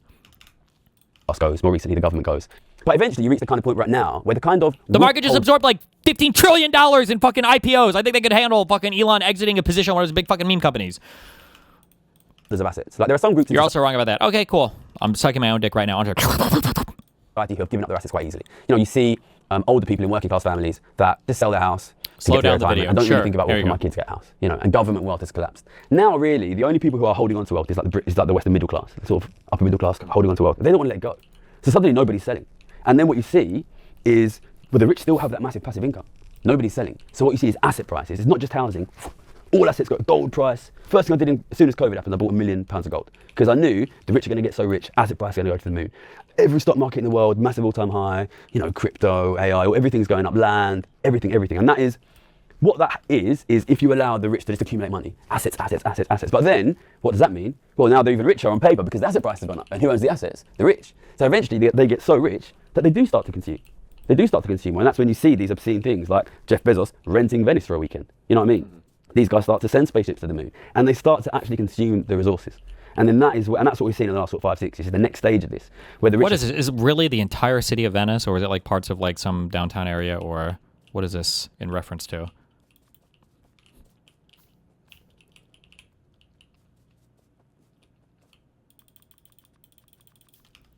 So rich. There's nobody left, no weak holders of assets left to sell.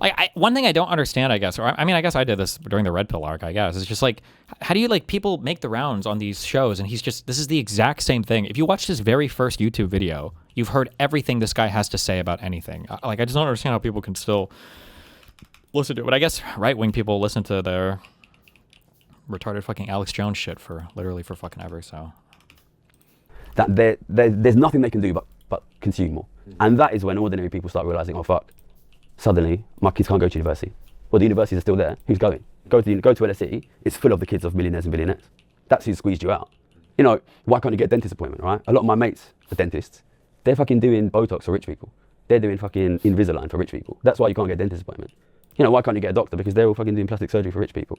The reason you can't get good economists is because people like me are managing money for rich people. Now they're starting to increase their consumption. You're getting now the next stage of this, which is really worrying, is they're funding AI, which is what's AI going to use? Water. You know who needs water? Your fucking kids, mate. Yeah. This is really what the point I'm trying to make is, wealthy people do not exist in abstract.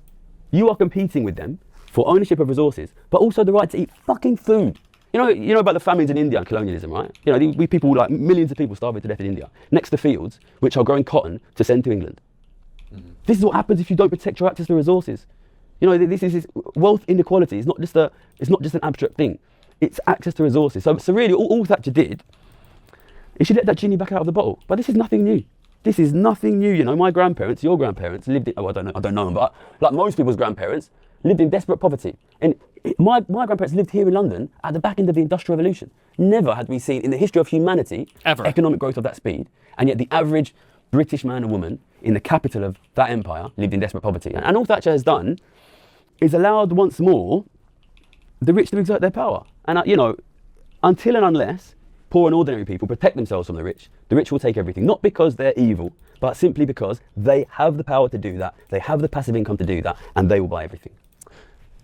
In that, there's the inherent competition between the rich and poor. There's the sense amongst the working and middle classes that you're fighting a losing battle against the super wealthy. Yeah. In the documentary, you meet a guy called Samuel Leeds. Yeah. This like property guru, like online coach kind of guy. Yeah. That claims to be from humble beginnings, makes his money by essentially exploiting the desperation of other people. Yeah.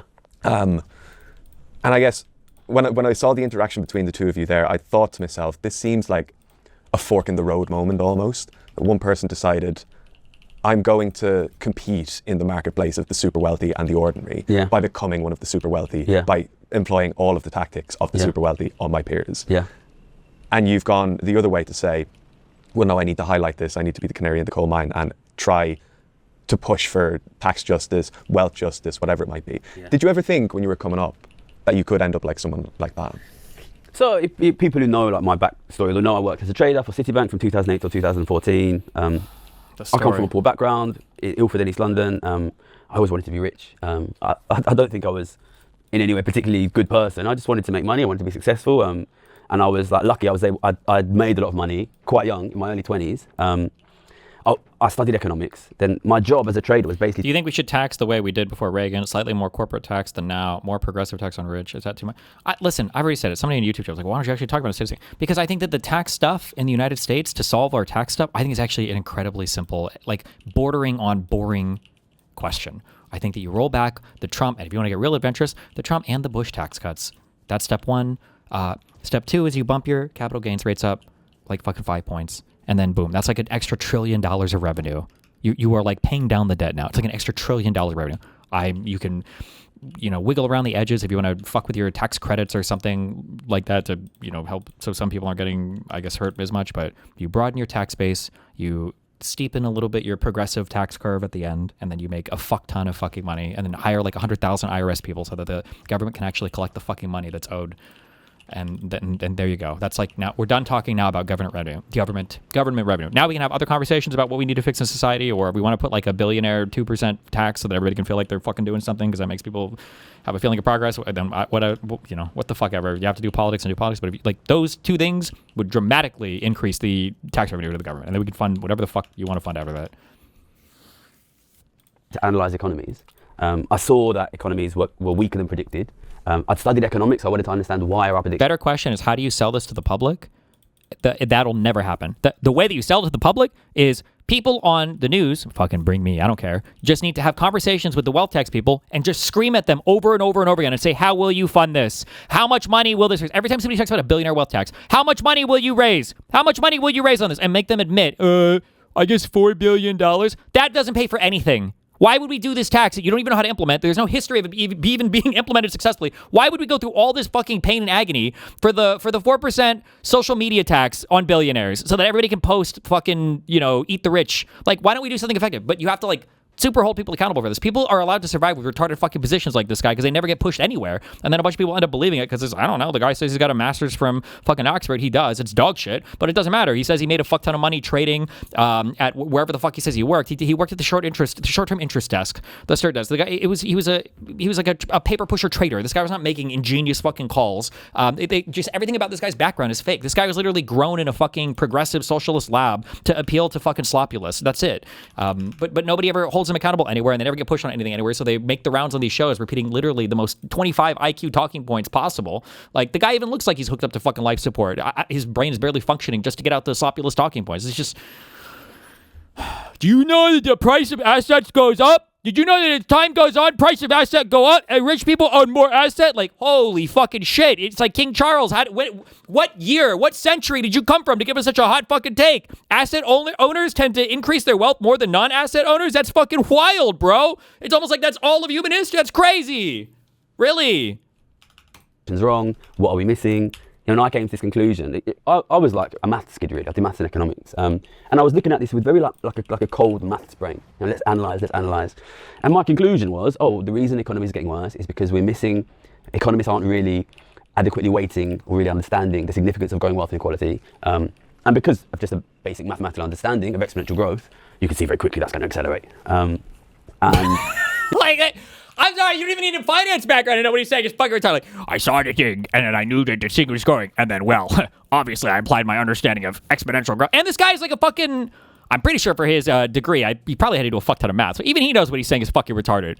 Exponential growth. And then I was like, fuck. I was in this weird space on the trading floor where, your job is to just bet on things. And so I just bet on. Have you seen The Big Short? Mm-hmm. There's a scene where Brad Pitt, the two young traders. This is not the equivalent to what his fucking job was, but okay. Put a bet on. Oh my economic God. collapse, and they're like making money, they're dancing. And Brad Pitt's like, stop fucking dancing. Do you know what it means? Do you know what happens to suicide rates? You bet against the US economy. Marriages will break down. People will commit suicide. Families will be destroyed. But nobody actually says that on the trading floor. And I just had to sort of sit there, put this bet on. 2011, I was Citibank's top trader. I got paid millions of dollars. And I just got, and I just turned 25. And I had to sit with this idea that what does that mean if I'm right? So, Samuel Lee is not my favorite guy, but the fact is, the way I made money was very specific. I made money, I didn't just make money by doing business or whatever. My job was specifically to understand why our economy is collapsing. And the reason that the bets were profitable was not just because they were profitable because they were right and not broadly understood.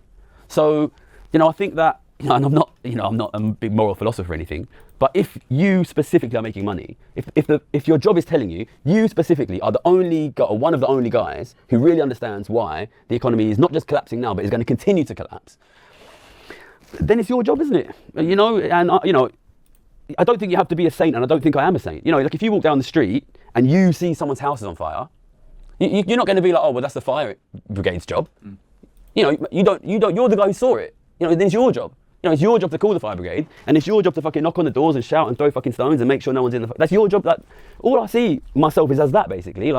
Just randomly, because of what I studied and the job I got, I happen to be the guy who was on the fucking lookout on the Titanic when the iceberg is there. And it wasn't Samuel Leeds on the lookout, it was me. And I saw it, and the only reason I do it is just because it was my job for years to understand this thing. It wasn't your job, so it's my responsibility, isn't it? Do you think that there's it seems when you're talking about that, you're saying that there's a level of responsibility with somebody. Do you think that it's the system itself that's led people to to morph their brain chemistry almost to be the individual and say, well, there's a fire there. I'm not going to put it out. Somebody else will. I need to focus on my bag. Yeah. A little hole in your logic here. If it's so easy to explain, why then it should be easier to convince people they're wrong? The truth, in my opinion, is it is obviously more complicated to explain in your coping. The hard task is to get into the weeds, possibly some smart economists you can interview, or even just some basic but thorough explanation of it on stream. I mean, you can say that, but half the people that I've argued with on tax policy and shit before have never even done their own like a 1040 easy. I don't know if they have the 1040 easy, like a 1040 before, let alone understand. Some people will argue and not understand what a marginal tax rate means. I've seen people just have the fucking most retarded understanding of taxation, and they don't understand the scale of things either. You're telling me, well, you should be able to explain this to people very easily. You should be able to tell this to people very easily. God damn it. I'm not going to be able to find this clip. I don't even know why I would try to search this. I'm not even going to find it. Elon Musk got on Joe Rogan some number of years ago and said that he was going to start a thing called Doge, and he was going to save $2 trillion from the discretionary spending budget, from the spending every year in the United States of America, okay? Our discretionary budget at that point, I believe, was $1.7 trillion. He was going to save more money than the entire government even spends in a year per year. If that's the level, and nobody batted an eye at that. Nobody even thought twice. Nobody thought for 2 seconds, it sounds like this guy's kind of fucking retarded. This is the equivalent to somebody walking in and saying oh yeah, my computer is really powerful. I have 20 5090s SLI'd inside my computer case. Or yeah, I'm really strong. I run a 5-second mile. I can actually run 120 miles an hour. Oh, me? Yeah, I bench press a lot. I bench press 700 50 pounds in dumbbells per hand right when I wake up in the morning. Like, all of these things are they're so beyond fucking retarded. And the fact that nobody even bats an eye at it is like, I don't even know where you would begin to talk to the average median retarded fuck voter who thinks that like you can tax billionaires and make a sizable amount of money to actually pay for shit in the government. Like, it doesn't make sense. And people will say, well, they just want to tax billionaires. It's not about paying for things. Then why do they talk about like Medicare for all? Why do they talk about healthcare? Why do they talk about programs that they want? Like, it's just so fucking retarded. Like, the American people and then the people around Donald Trump justified him talking about drug prices falling 1,200%, a decrease in 1,200%. And people try to justify it. Like, shit is fuck, bro. What do you want me to say?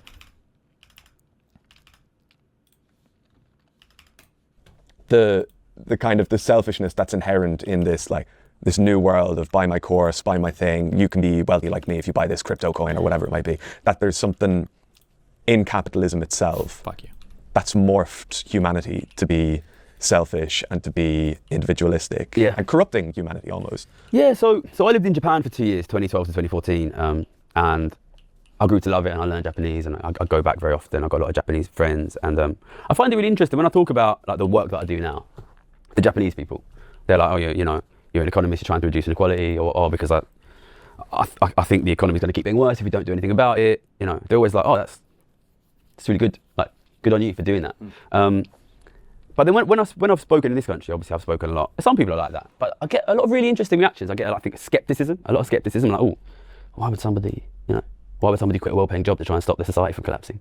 Some people seem to like not be able to understand like that could be real. Like, it's sort of like, you know, maybe society collapsing is a thing worth working for. Sometimes one of the most interesting reactions I get is anger. People are angry at me. Like, what the fuck? What the fuck are you doing? You know, and I find that so interesting. And I think that there's a Japanese horror movie. Have you seen called Battle Royale? Yes, yeah. Great horror movie. Fantastic. Apparently one of Tarantino's favorites. And it's about this idea that like once a year they said. When I asked you about a wealth tax, you said the rich always get richer. This will never change if you don't want to tax the ultra wealthy. No, yeah, but the taxing wealth is just hard. Here's your biggest problem too: is that wealth on a per person basis. Does anybody know what the largest determining factor of the trajectory of your wealth in your life is? Like the thing that if you were to try to guesstimate, age. The problem is when you start talking about taxing wealth and shit too, bruh. In the United States, we can't even do property taxes on homes in some places because Americans who are older are so reluctant to pay to pay fucking property taxes. They lose their fucking minds on it. Like, so you're talking about constructing wealth taxes that would only target people over a certain amount of money, and then you're already at such a point. As soon as you've gotten to that part of the conversation, you've already eliminated any reasonable amount of money you're going to make from these. So now we're talking about ultra targeting like specific groups of people. We're not going to make a lot of money. Might have bad distortionary effects on the economy. I'm not sure. It's just like, and we don't even know how you would do the taxation on this because, for instance, for publicly traded companies, maybe it's a little bit easier. For privately traded companies, you're going to have to do valuations on these to even know how to assess the tax. It's just Jesus fuck, just bump your tax brackets. That's it. Oh my God. Basically, it was totally ripped off by the Hunger Games. Yeah. The idea is that you send one class of school kids every year to like a desert island to fight to the death with one winner. So ripped off by the Hunger Games. A lot bigger map than the Hunger Games as well, might be said. Yeah, but and this, in my opinion, is basically, this movie is about different attitudes towards the economy, culturally, between Japan and the West. And Japan, I don't think Japan's like a perfect country, but they really build into their kids from young. You really have a responsibility to society. So when somebody like me says, oh, I quit my job because I made enough money and I wanted to prevent a societal disaster, people are like, good. Mm-hmm. But I think in this country, and you know, it probably goes back to these enlightenment. Have you ever seen the movie, the clip online of Jordan Peterson crying about the individual? Yeah. Oh, it's only the individual that suffers. The group does not suffer. And I think, you know, like, as somebody who's, you know, speaks Japanese and has spent time between two countries, like, I don't think the Japanese idea is perfect, but I think, of course the fucking group matters. Of course it matters if your society is collapsing. And of course it matters that people around you are not in desperate poverty and unhappy, you know. And I think, you know, Margaret Thatcher, who we mentioned, has this famous quote, economics, I'm probably going to butcher this, economics is just the method. The aim is to change the soul, something like this, basically. Right. Like, and it's amazing that she said that because it's almost like she knew that what she wanted was to make us selfish. And I think, if you think about it really, there's nothing more powerful that the rich could ever do to protect themselves and their wealth than to make the poor selfish. Because the poor are individually incredibly weak and the rich are individually incredibly strong. And the only power that the poor and ordinary people have ever had to protect themselves from the rich is strength in numbers. And they only use that power if they act collectively. So if the rich can make the poor selfish, then they can fucking rape and pillage. and they will take everything because the poor, freedom for the heron is death for the fishes. If the rich can convince the poor to be as selfish as they are, then they will eat you alive. Why do you think this message is such a controversial one? My message? Yeah. Well, I mean, I think a part of it is because now it's started to become a thing that could actually happen. Mm-hmm. And so I might say as well, it's not just you, right? Like we were talking about Gabriel Zucman earlier on. Like it seems to be a habit. You were on The Rest is Politics a couple of months ago, and it seems to be almost a habit that when a progressive economist comes on to talk about how we could potentially offer a morsel of humanity to the working and middle classes, Rory Stewart blows a casket. Yeah, it was great with Zucman on. If anyone hasn't watched Zucman on The Rest is Politics, it's great, it's fantastic. But it doesn't seem to the Joe Soap that what you're saying is that controversial, Like when my parents were my age, they had a house, they had a child. Yeah. I can't imagine when I'm going to be able to have those things. And so you come and you speak to what we were talking earlier on about the disconnect between the lobbyists. Is this guy...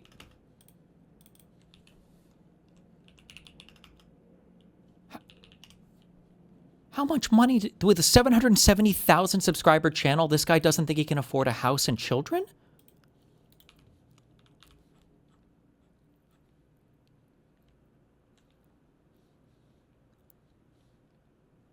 He's doing over 3 or 4 or 5 million views a month. I bet does he have like a Patreon or anything too? There's no way, bro. Why? Parents were my age, they had a house, they had a child. Yeah. I can't imagine when I'm going to be able to have those things. And so you come and you speak to what we were talking earlier on about the disconnect between the lobbyists, the governments, the people. What you're saying speaks to the people directly. Yeah. But it seems that the commentariat is so out of tune with what's required that they can't. This isn't one person's channel, it's an org with a bunch of people running it. Oh, like it's a Young Turks kind of thing. Oh, okay. That might be true then. He might just be like a reporter or something. And uncritically. Or not like a reporter, but like he's not like he's just like one person hired by that channel. Look at what you're proposing and say, well, I'm not a multi-billionaire. I suppose Rory Stewart isn't a multi-billionaire. I suppose Dan Needle isn't a multi-billionaire. It seems like a fairly feasible idea. Yeah, but they probably fall into, I'd guess they're both worth more than £10 million, which is the number that we're talking about taxing. But I do find it interesting, like this reflexive kickback, because the thing is, even if you are, say you're worth £50 million, right, and my tax would cost you a lot of money. You'd be paying 2% on £40 million, so you'd be paying £800,000 a year. It's a lot. So you don't want to do it. You don't want to pay. You're going to fight against it. But if we don't do that, then what will happen is inequality will continue to grow incredibly quickly, and that will suck wealth out of every other group of. Wait, TikTok cringe. When you become a communist, you are going to lose friends because the people in your life do not realize that they are in fact ideological, nor do they realize how committed they are to their ideology. That is how effective American propaganda is. The American people do not realize that they are propagandized, and you may not realize how propagandized they are until you confront them with your communism. Because now you're acting like an alien and speaking a strange language. This is a troll video? I can't even tell. To be true, making you potentially crazy and possibly dangerous because they think that communism means planning in secret to blow up a federal building. Because they don't know what communism is. But the good news is, not everyone in your life will be like this, because they're not as committed to the status quo, probably because they don't have the same privileges as those committed liberals do. He's not. He went to a Kamal event. Okay. Oh, like a Kamala event? They will not only be open, but curious about what you have to say, and it's your job to say it in a way that they will understand. Oh, say revolutionary potential for me. Their first exposure to Marxism. And the best news is, the friends you lose will make room for what you gain. Your comrades, and your friends within your comrades. Hell yeah. Society. The government will. I think it's interesting what happened to Keir Starmer because he came in as like anti-austerity, end austerity, and then was forced to do austerity. That will happen to every prime minister who fails to do this because the wealth has to come from somewhere. So you have to. If you're not stopping them from eating you, then you are being eaten. Basically, things will rapidly worsen. Living standards will rapidly worsen. The government will be forced to continue to dismantle the welfare state, which it's been doing, for already 15 years now. People will get increasingly angry. And they'll be eating them. Radical politicians. Of the far right and probably as time goes on also of the far left will become more popular. And I think it's really obvious that we will move into a period of like extreme chaos. And if you are somebody who's worth 50 million quid, who has more to lose than pushing the society you live in into extreme chaos than fucking you? You know, people who have that level of wealth live extremely comfortable lives. Right? Why is there this hugely popular view among socialists that the way to grow wealth in society is by taxing people like crazy? It's so economically retarded. Well, I mean, like, there's two things happening. On the material level, it probably doesn't feel good to be struggling, even if it's normal, even if your struggle is normal and it's like, you know, generally people just struggle in this way. Even if that's true, it probably doesn't feel good when you're constantly hearing like every single day that like, oh my God, multiple people becoming trillionaires, another company IPOing $400 trillion billion, every hundreds of billions and trillions and billions and trillions, like everywhere. And it's like, oh shit, like I can't live in any fucking city of the United States because everything is so expensive. That probably doesn't feel good, number one.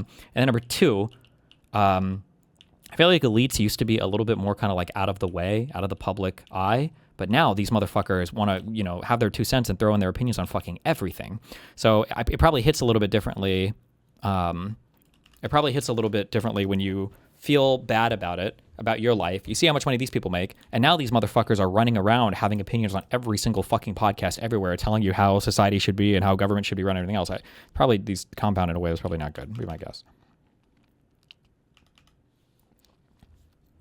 Do you have any moral concerns about high taxes? As a right-winger, I get a bit uncomfortable with the idea of an over 50% tax burden. Hypothetically, but are your only concerns that are practical ones?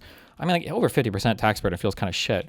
But you have to consider like what your taxes are buying you, right? Like the opportunity to live in and exist in and participate in like an American society. A lot of this is buoyed by a lot of the working class that are willing to serve you your coffees and drive you your taxis and be janitors at your companies. Like you wouldn't be able to do the things you do without these people existing. You know, you can take like a fuck you to the world approach or attitude on things and just say that like, you know, I want to keep all mine and, you know, you don't get to keep fuck all for yourself. Or I'm sorry, like I get to keep all mine, so I'm not going to contribute to whatever welfare thing I feel like you don't deserve. But I mean, at some point, that system's probably going to break, and it's going to be worse for you than if you would have just said, like, oh, maybe I can pay a little bit more on my fucking capital gains fucking bracket. Maybe I can pay a little bit more on my fucking, you know, whatever the fuck. That's like on a purely, that's like trying to appeal to like your moral practicality, I guess, like moral pragmatism. If you are like a human being at all, it should like deeply disturb you that you can live in a country where you can accumulate an insane fucking amount of wealth by literally looking at fucking lighted LEDs on a computer monitor and pushing the right buttons to generate huge sums of money for other people. And there are like 3 walls separating you from a homeless dude outside who's like pissing and shitting himself and who's like mentally fucking ill, but for some reason we don't have the money to house this kind of, where like that should bother you on some kind of human level. But for conservatives, no offense, I don't ever bother trying to appeal on that level. But right? If you're worth 50 million quid, you're making passive income of, you know, 3 million quid a year. You know, these guys have that's passive income. Very, very, very good lives these guys live. And yet, I think what they don't understand is, I am the peaceful option here. If you say no to me, what you are saying, you are voting for chaos. Because I am not trying to redistribute the wealth. I'm trying to stop the redistribution, which is currently happening, which is rapidly pushing millions of people in this country, hundreds of millions of people across the Western world, into really serious poverty. And, you know, obviously they're going to start voting for extreme politicians. Obviously. Mm-hmm. You know, and, you know, this could go in any direction. Mm-hmm. And so these people are, but I think really what you're seeing is, I never marketed myself or have targeted like the upper middle class. I've always been trying to educate and persuade like people, ordinary people, working class, you know, lower middle class people. And I think the way that I've like... The issue is that most of the libertarian types don't actually believe that things will ever get that far to affect them personally. They know that even if they are selfish, there are enough other people to pay the system to keep working. Well, then fuck them. Then let the system collapse and let the fucking people eat them or whatever. And I think they deserve it. I don't know. At some point, you should be like, oh, fuck. That's a fuck around and find out moment. Like, what what do you want me to say? Communicated. And maybe sometimes I intentionally antagonize them a little bit. I'll tell you what it reminds me of. So I did 2-year masters at Oxford, right? And I was 31 when I started that course. After my end of my first year, I had like my exams. And at Oxford, you have to wear a fucking bow tie and a cape to your exams. And I was like, what the fuck? I had like a 3-hour algebra exam. You go in, take your bow tie and your cape off. They told me I could take it off. That's nice of them. Yeah, when I walked out of the exam, I had the bow tie like round my neck. Like you're coming back from your some guy was like, what are you, like a 50-year-old man, genuinely angry. What do you think you're doing? And I was shocked, right? Yeah. And I was like, you do your bow tie up. I'm a 31-year-old man. Yeah. Just had a 3-hour macroeconomics exam. And I couldn't believe what he was saying to me. He was genuinely like furious. I was like, what? He goes, don't you know how to do a bow tie? And obviously I was like, no, actually I don't, why don't you do it for me? And then this fucking furious old man's doing my bow tie and says, I know chances like you. Like that. And I was thinking, probably one fucking fixture of fucking boiler, did he? And yeah, I think, you know, I think the upper middle class doesn't really like the way I communicate. And I think what we really need, like posher sounding people to try and, because the truth is, like, I'm on their side here. For sure, but I think you still feel that same weird moral intuition gut punch that I do. At least it sounded like it. But no, I get what you're saying. There's an opposite intuition for standard of living. Oh, sure. I mean, like, it feels bad. I mean, most people don't know how bad this sounds, but time to get my wealthy man's take. Most people don't know how bad truly it feels to pay taxes because you because it's withheld from your check every month, and it just looks like it's like a thing that gets deducted with your fucking medical, dental, whatever you get through your job. You want to really feel the tax burden is when you have to pay either quarterly taxes or your lump sums at the end if you're self-employed. Then you really see, because there's a different feeling when the money's in your bank and then you have to watch it go away to the government. That's a feeling. That's a feeling. But then, like, also, we take things for granted. You know, you take your health for granted, you take your age for granted, you take being an audience member in DGG for granted. How amazing it is that you have access to my talk every day. I mean, like, you really do live in amazing times, and chances are, if you're in my chat, you're probably more affluent, you're probably wealthy, you're probably decently healthy, like, generally speaking. There's a ton that's been afforded to you in life. Like, I think it's... The big tax payment comes out, and it feels kind of bad, but, I mean, I feel like you're buying something for it. You should have that feeling to some extent. They are going to get eaten alive if they don't take action. I don't think they realise they're next on the plate. But... You know, we live in a country where class divisions are incredibly deep. The way that I communicate has always been designed to appeal to the working classes and people more towards the middle, I guess, you know, the bottom 70%. And of course, when the top 10% hear me say, you know, tax wealth, they think I'm talking about them. But I'm not talking about them. You know, and I think what you're seeing is, it's a quote from the Bible, the love of money is the root of all evil.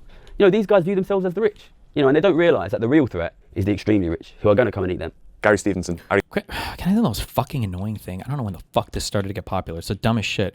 You're familiar with the phrase, blood is thicker than water, right? Like, the idea is supposed to be that family ties are more important than fucking friends or whatever.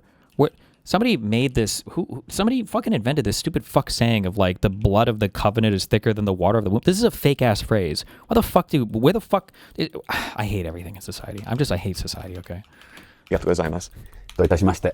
And How to Get Filthy Rich is available on Channel 4 streaming now. Yeah, available now. Cool.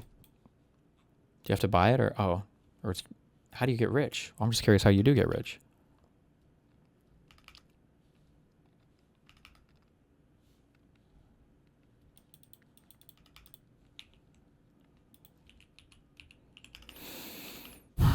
Alternative minimum tax or maximum tax. Semi-progressives argue for an alternative minimum tax makes for a fairer and better tax system.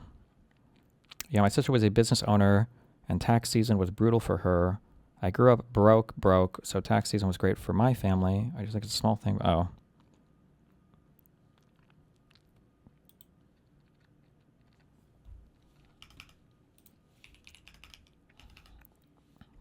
No.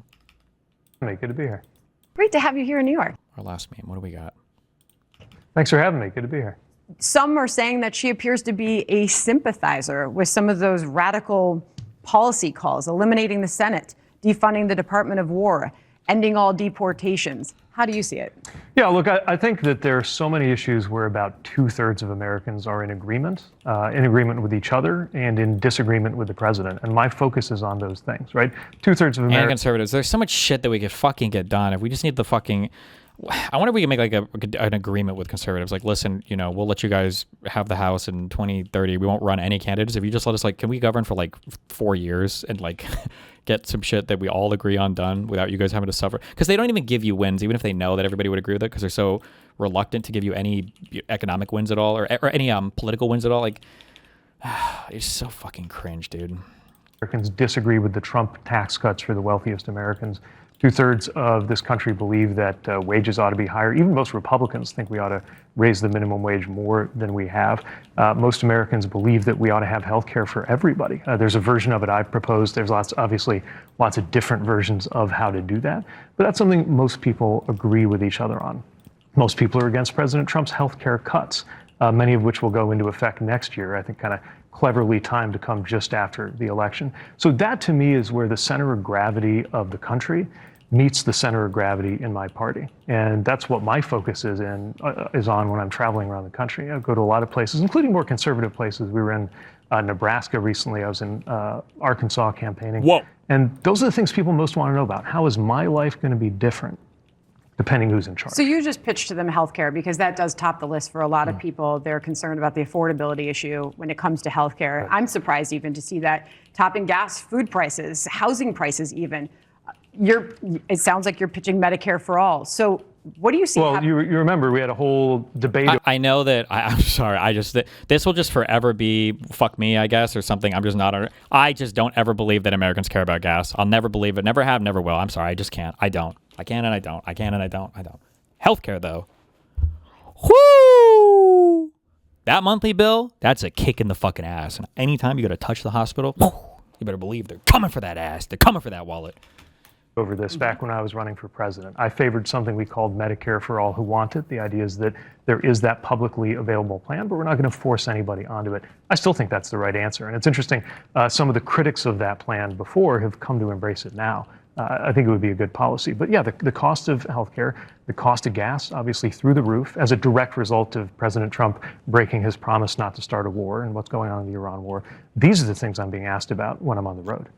So when it comes to the Iran war, we've had many, military experts on the program just the last 90 minutes telling us that it's time to go big.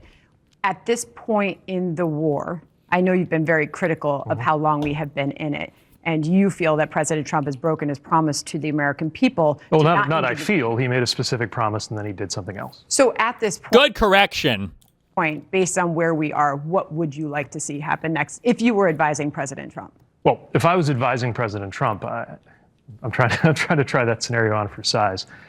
I guess I'd advise him to start by telling the truth to the American people. Because when he says it's going to be 4 weeks and then breaks that promise, that seems like it was a fucking it reminds lie, huh? people of when he said he wouldn't start this war and broke that promise.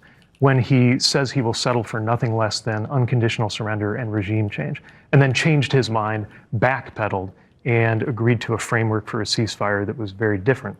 Then that ceasefire has been broken. The outrageous news that we just got, that the Trump administration removed the names of 4 of our service members who were killed in action, apparently because the fact that they had been killed in action in Iran was goes against inconvenient. his fiction that sometimes he says we're actually not in a war. Pretty even fucked though up. Everybody knows we are. What I would say to him is, when I was in uniform, when I was deployed, I knew that on some level, my life depended on the credibility of the people running our government.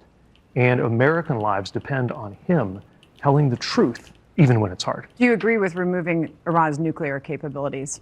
Yeah, Iran should never have a nuclear weapon. And each of the every administration in my lifetime has found a way of achieving that. It's just the other administrations managed to achieve it without getting the United States into a war and without getting American troops killed. Removing Iran's nuclear capabilities? Iran should never have a nuclear program. Okay, so this is Montana Senator Tim Sheehy.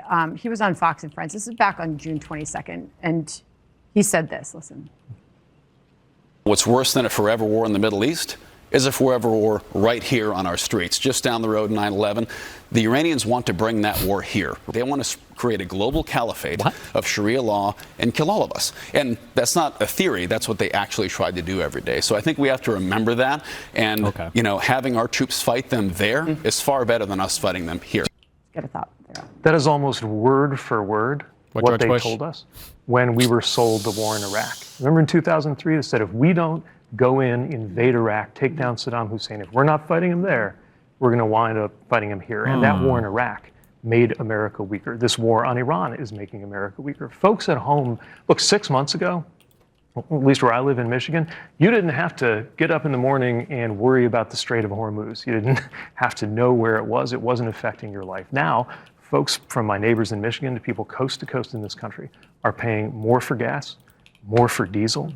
Mortgage rates are going up. And of course, our tax dollars are going into a war where it's pretty clear even the best case scenario is going to have us worse off than where we were. Because a year ago, the Strait of Hormuz was open. Now we're fighting to try to figure out somehow how to get it open again. So back to that scenario you invited me to think about before, where I'm somehow advising President Trump. I guess the other thing I would say is, like, listen to the intelligence a little more. Listen to the same generals and the intelligence that told you, hey, if you do this, they might close the Strait of Hormuz. And he said, oh, that'll never happen. And then he did, and then that's what happened. Maybe he should pay more attention to that. And most of all, pay more attention to the American people who do not want an escalation of the Iran war. Okay. I want to ask you about big change, because I hear you talking about big change. In our recent Fox News polling, a majority of Democrats... This is a very, like, I wouldn't even call this like the adversarial friendly interview. This is like almost like we're on different teams, but we're united against a common enemy interview. Like one of the second friendly one. I wonder why. Like nothing here is being very critical of Pete. She's giving him time to respond to like a quote that she shows. She's not priming anything negatively. Pete is really good at these. It's not about Pete being good. It's about her demeanor for it. Like she's not challenging on it. She's letting him say what he wants. Want some sort of dramatic or revolutionary change in our nation's government. I mean, you see a lot of it in the DSA playbook. But what would you be looking to do? Are you someone that could lead the country through this sort of revolutionary, dramatic change that many voters say they're seeking? I think we do need dramatic change. And I think not just most Democrats, but most Americans want that. So, look, I'm thinking a bit more insidiously. I wonder if Murdoch is considering, or if some of these stations are going to try to start putting, in some ways, distance between them and Trump. But there's no way coming into the midterms that they would already be doing that. I don't think that's possible. More moderate on a lot of issues, but I also think we need radical change when it comes to our institutions. Like what? And, well, for example, right now we just allow gerrymandering. We allow so much manipulation of congressional districts that 9 out of 10 House races are decided before the first vote is even cast. And that's in a 50-50 country. That needs to change. Money in politics needs to change. The flood of corporate PAC money going into our politics. And I sincerely believe that being against that kind of role of money in politics doesn't have to be a left or right position. I was in Montana.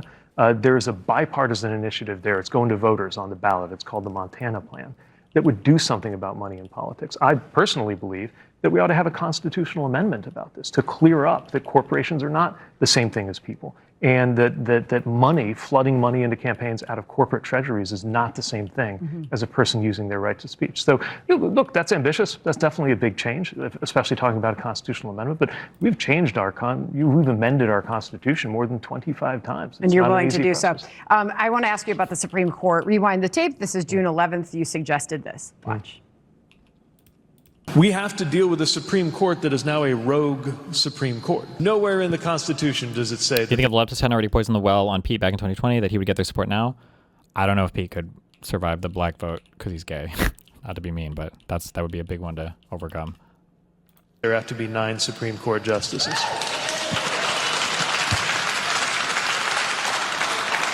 That one doesn't even take a constitutional amendment. So where are you going with this? Yeah, what I'm saying is that under the laws of this country, under the Constitution of this country, we could have a Supreme Court that better reflects the expectations of the American people and that is more legitimate. She started on Bloomberg, and this is supposed to be more factual/opinion-based reporting section of Fox News. Okay, maybe this particular show always tries to be fair then. We just don't see it very much. The efficacy of the Supreme Court is, I believe, the lowest it's ever been in the eyes of the American people. It's come to feel like a nakedly partisan institution. We could do some things about that. At a minimum, term limits so that you know for each presidential term how many Supreme Court appointments are going to go with it. But I also think we would be better off with a court that has something like 13 justices that would match the number of... I love that these talking points are like more popular now. There might be hopium for like some big court reform thing. That, yeah, we should just have one per circuit. I think that's super easy. I think that's an easy thing. Why do leftists hate Pete so damn much? Because he comes across as like an intellectual, and then his positions are largely like, neo-lib, moderate, or like moderate left, I guess. Districts that we have in the federal system, and ideally appoint them in a way that isn't so partisan. There are a lot of interesting different ideas and proposals for how to do it. One of them is called a balanced bench. So what you do is you have some appointed by Democrats, some appointed by Republicans, and some who can only be seated if there's a consensus among the rest. I'm not wedded to one single vision of reform. I think there are lots of different ways to do it, but my bigger point is this. If something can't go on forever, it won't. And the collapse in trust in the Supreme Court, the bizarre way we win our congressional elections with maps drawn into these weird shapes in order to make one party or another party win, the level of money that is just flooding our political system, it can't go on like that. And when something unsustainable goes and goes and goes, you're either going to have reform or you're going to have a catastrophe.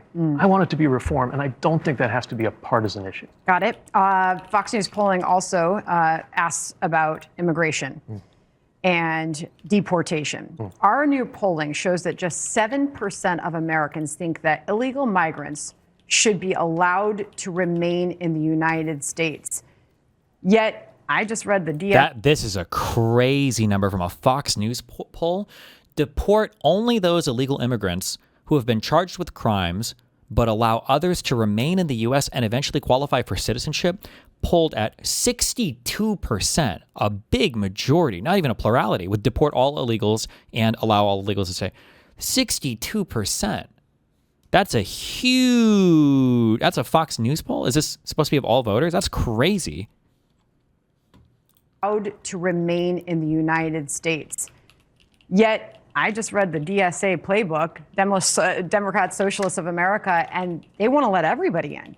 Where do you stand on immigration, and should deportations continue to happen, or those just that have committed crimes? Fox News are usually fairly good. Yeah, they are, as long as it's not like that Rasmussen or whatever the fuck. But I'm just saying it's not like this isn't like a super lefty cuck poll of like, oh, look at like what the Young Turks poll their audience, or this is like the DSA, like this is that's a I didn't know that many. I don't know how much that question has been asked, how much that's repeated, but the idea that 62% of Americans, or a majority of Americans, would be okay with a path to amnesty for people that were here without being charged with crimes, that's way higher than I would have expected. I would have thought that number would be like 35 or 40% for the entire population. Deportations continue to happen, or those just that have committed crimes, where specifically... I think one of the things that I hope we can seize on, who the fuck knows what will actually happen with anything, but like, and I hope the lefties, the fucking cringe losers, don't fucking hijack this conversation and fuck it up too much. But I think that the insane unpopularity of ICE and just how crazy they fucked everything up with regards to immigration enforcement, it would be so cool if we could seize the wins on that and like try to find some way to do an actual reform for our immigration system. Like if there was like the energy for that right now, but... Are you standing on this issue? Yeah, I disagree with the idea that you would just let everybody in. And I think most of us in this country do agree that if somebody's committed a crime, they have to be deported, they have to be held accountable, they have to face justice. Also, there have to be ways for people to have some way to get in line and earn citizenship, especially people who were brought here. There's a lot of folks in your party who disagree with that. There are some, yeah. I don't agree with everybody in my party on everything, but I think most Democrats, and actually, interestingly, most Americans agree on the broad picture of what to do. The weird thing is, how come that reform hasn't happened? See, I think a lot of voters who voted for Donald Trump believed him when he said that he was going to focus on those who committed crimes. Just like voters believed him when he said he was going to keep us out of wars like the war in Iran. Like, it's not even that you were killing fucking immigrants or killing peaceful immigrants, or it's like you were fucking killing white Americans. And these, like, every single one of these became harder and harder to defend. It was like, Jesus, like they were reaching so hard on these. How do you fuck that up so bad? Like, it's just wild as fuck. And a lot of voters believed him when he said he was going to bring prices down on day one. Mm-hmm. Instead, if you look at the inflation rate on day one... Yeah, like you're murdering white nurses and soccer moms, and you're trying to convince us that these are Antifa terrorists? Like, bruh, what's going on here? When Donald Trump took over from Joe Biden, and you look at the inflation rate today, it's higher today. So you have this set of broken promises that I think is an opening for us as a country to have a different you conversation. Open the door to affordability in the economy. Yeah. So what are you offering? What are you offering? What is the solution to what so many of you Democrats are saying are failed economic policies in this country? Mm-hmm. Right now, I look at average hourly earnings, they're up. Mm-hmm. Wages are up. The American stock market has been rocking. It's at all-time highs. Growth has been up. Mm-hmm. What are you pitching? What do you think is the solution to, the polling that does show that there is a frustration with the American people, specifically when it comes to affordability? Yeah, I think Americans are frustrated because we see some of those top-line numbers you're talking about. Economic growth overall up, stock market way up, but wages haven't moved nearly as much as profits have. It tells you that something is off. So some basic things we can do. First of all, raise wages. Again, most Republicans agree with me and disagree with Washington Republicans on having a minimum wage increase. It hasn't increased in years. At least over 12 is what most Republicans can agree on. I think it needs to go north of Small that. business owners are going to say, you're going to kill me. They've always said, I don't know if anybody will care. You guys have fomented so much populace on the right, so much economic populism on the right. I don't know how much of an appetite your frontline conservative voters are going to have for this. Like, businesses are going to be hurt with a higher minimum wage. I think you burned through all of that, whatever the fuck economic conservative feelings there might have been. But I don't know. But right now, the minimum wage is lower when you account for inflation by something like 30% than it was last time. Yeah, you want to talk about small business owners? How about the inflation so we don't have these fights? How about the tariffs? We should do healthcare that's available to everybody, like that proposal I was telling you about earlier. Another thing we can do is just stop making it worse. We woke up to news today that Donald Trump is imposing a new 10% tax effective at midnight last night that we got to pay on all kinds of goods. Why would you put an extra tax, an extra tariff on things when affordability is so hard? But I'm asking you, how do you make life more affordable for the average American? I just told you we cut the cost of healthcare, right? And also, if Republicans hadn't gotten rid of that help on healthcare premiums, right, premiums would be lower. So we should make healthcare premiums lower instead of higher, the way congressional Republicans raised them. We should make sure wages are higher instead of keeping them stuck where they are. We should be supporting childcare. By the way, I'm very interested in maybe a bipartisan consensus where we work on childcare that's not just about supporting childcare in an institutional setting where you like drop somebody off at a center. That's great for some families. A lot of families are doing family childcare. Sometimes they're like me in a sandwich generation where you're looking over after both a parent and children at the same time. We should be supporting family caregivers as well. We could use tax credits to do that. Another thing that would make America more affordable, do more with the child tax credit, which successfully cut the rate of child poverty in half. And then congressional Republicans refused to extend it. All of these are specific, concrete things that will work, that most Americans agree on, but you can't get through Washington. Why? Because the political system is broken, which is why I keep talking about those reforms on how we elect House members, money in politics, how we elect the president is another one I care about. All these things that I think would make a difference. Real quick before you go, I mean, has the socialist wave? Do his whole I platform. mean, you're sitting in New York City. We've got a socialist mayor in New York City, Zohran Mamdani. Is it gone too far, do you believe?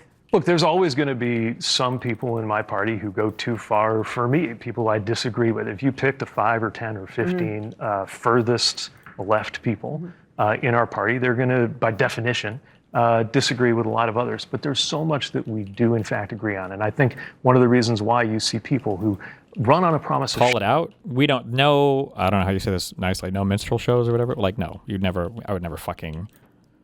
On a Republican platform, criticize socials, anything? Fuck that. Absolutely not. No.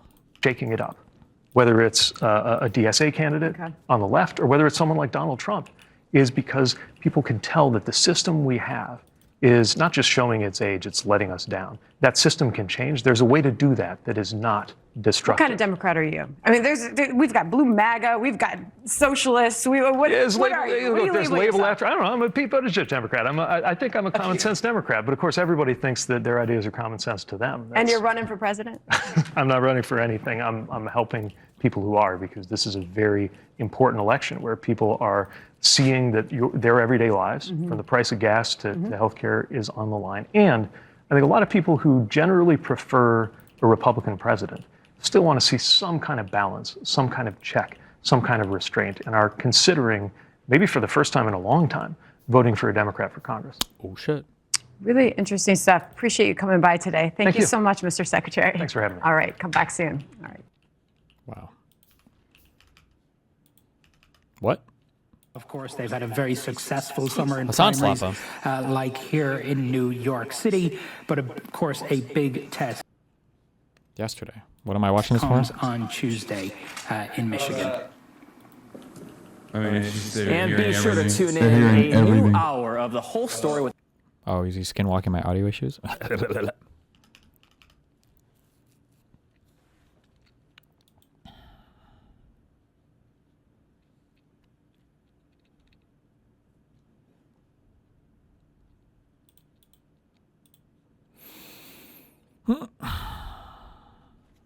President Donald Trump is considering removing Jeanine Pirro, the U.S. Attorney for the District of Columbia, over a Justice Department conclusion that problems with the Lincoln Memorial reflecting pool stem from a flawed renovation rather than vandalism. Two people familiar with his thinking told CNN.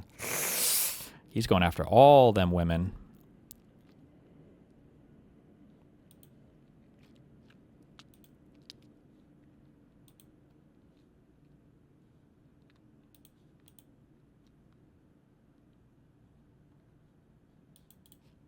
Did you see the Zoil drama where he accidentally showed himself gifting subs to his stream? Yeah, cringe. Abdominal voices. Oi, lads! Metalloid sword air! Why did Gary Economics go and retire then? I liked his message of giving me free money to sit around on me arse doing fuck all every day. We need to co-op TDS to beat Trump dick suck syndrome. Okay. My man Dest, am I ever going to get a chance to prove myself in bed? I got some lube, I got some condom, I got some Viagra, I got some Molly, I got some poppers, I got some shrooms, I got some weeds, I got some Obamna, I got some LLL, I got some condom, I got some Viagra, I got some Molly, I got some poppers, I got some shrooms, I got some weeds, I got some Obamna, I got some LLL, I got some condom, I got some Viagra, I got some Molly, I got some Molly, I got some condom, I got some Viagra, I got some Molly, I got some Are you okay? Molly, I got some potters, I got okay. some shrooms, I got some weeds, I got some Obamna, I got some LLL, I got some condom, I got some Viagra, I got some Molly, I got some poppers, I got some shrooms, I got some weeds, I got some Obamna, I got some LLL, I got some condom, I got some Viagra, I got some Molly, I got some moppers, I got some shrooms, I got some weeds, I got some Obamna, I got some LLL, I got some cod. Listen, chat, just because I make a silly myth take, don't laugh at me. Just because I misspoke, god damn it. What is going on? What is happening? Having sex with women used to feel good, doesn't anymore. Feels kind of bad these days. What is going on if you're having sex with a guy today? There's going to be a lot more of that tomorrow. Hey, buddy, I know we have to pretend to hate each other for chat, but I wanted to let you know I still think you're incredibly handsome and, oh, hold on, Kaya, place. Taste my thunder. Sorry about that anyways. You're very good looking and I appreciate your feedback on my receding hairline. Your thumbnails are so funny. Ha ha ha ha ha! Broke boy. You're greatly exaggerating the impact a block trade between ownership and institutions would have on the price per share on public markets. We have historical precedent for this, Elon. Could sell all his stock tomorrow if he wanted without a mage. Destiny, can you play piano for me so I can drown out my black neighbor's child stomping around like an ape? Someone stole my TTS and posted it to LSF for karma because I'm unimaginably witty. Fuck them. But then these retard mods take it down for being political. What's political about calling you divorced, foreign relations? Bring back stale. Stale wouldn't have done it. That was a DGG op. We controlled him 100% through and through.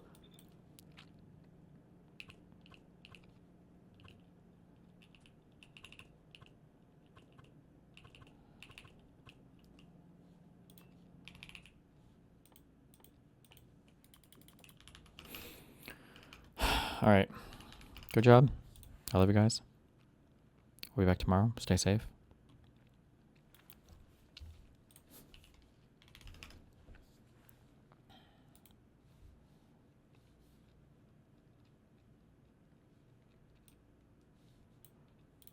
Wait.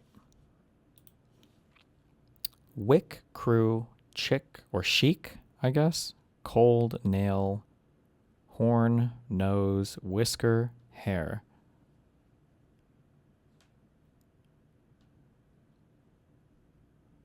Whisker, hair, nail? Stuff that grows, or no, horn? Is this like keratin? No, horn, nail, I don't know. Cuts. Haircut, crew cut, cold cuts.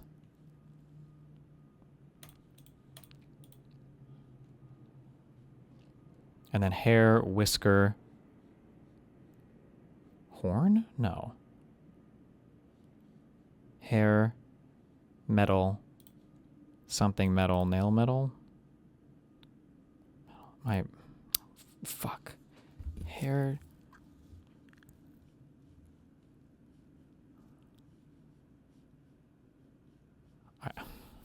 Oh God, was hair not the pivot word?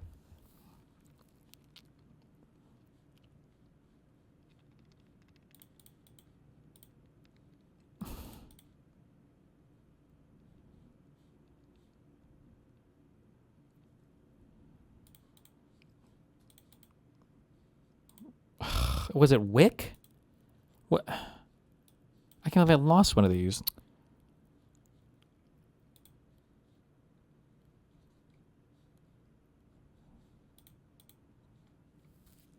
Cuts, body parts made of keratin. Fuck, I even said that. I didn't know hair was. That's what stopped me on that. Fuck. And then barely a win. He won by a whisker. By a nose, hair. Okay, and then first four letters of a musical. Chicago, Hairspray, and Wicked. Fuck. The YouTube channel called CX Basement that looks new, and it's like a justical evasion account. Just wanted you to know. Cool. Okay, thanks, buddy.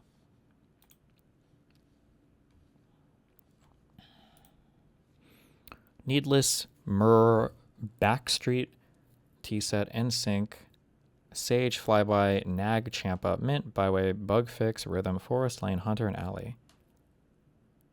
Oh my God. Baited a little.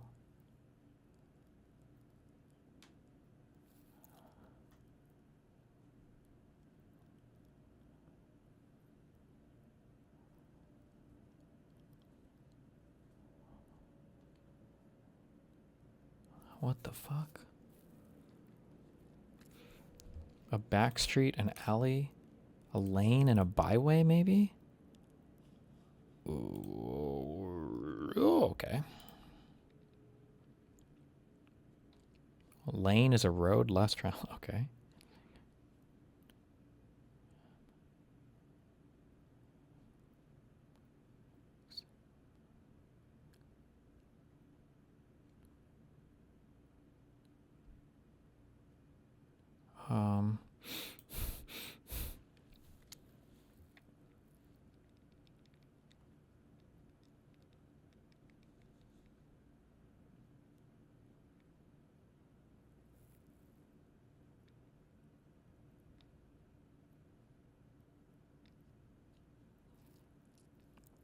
And sync and rhythm. Sage. Mint. T-set. Nag Champa. That's something stupid. Champ.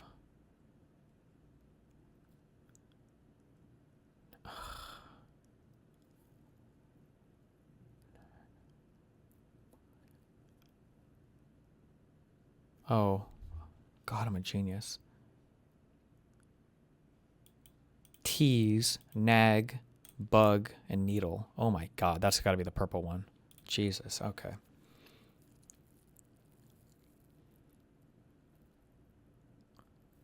Fly by. Mint, Forest. Chocolate. Maybe? Sage, chocolate, mint chocolate, myrrh chocolate, and forest chocolate? I don't know. No. Hunter.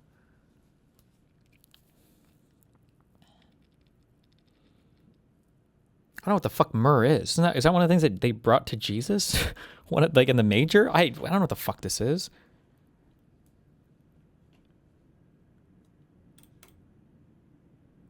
Oh, I bet frankincense is like fucking some kind of bullshit.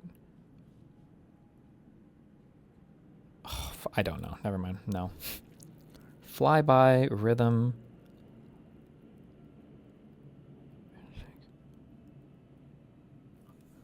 This is something. I don't know.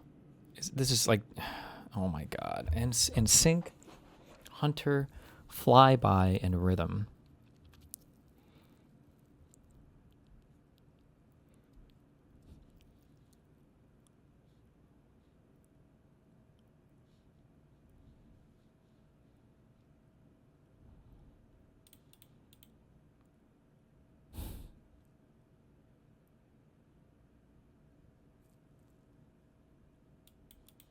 Alright. Why, bro? Wait, was that not 3 wrong guesses? Am I crazy? Hello?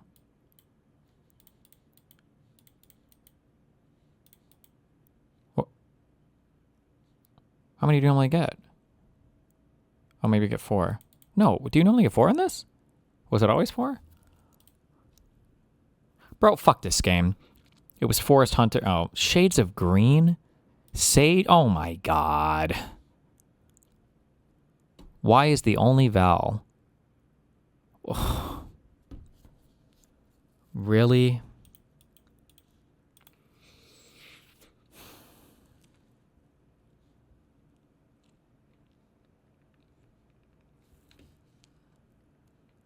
Would you have fallen for AI propaganda? I landed an interview to finally take me out of my shitty office job. Godston is I There is only one audience who's dumb enough to fall for this kind of AI marketing. There is no other group who would ever... Can y'all please stay 6 seconds to tell my daughter her goth lamps don't suck? Our daughter's goth lamp business is failing. So there's only 2 groups. There's just the 2 groups who would ever fall for AI advertisement. But nobody educated would ever... Stop emailing me about my TA. She is not ignoring you. She is also a student. She has her own classes. She has her own work. That account's called Professors Crashing Out, and they got 10,000 followers in like a month before the guy noticed it. No, the answer is no. I don't fall for AI anything ever. Okay, love you. Bye.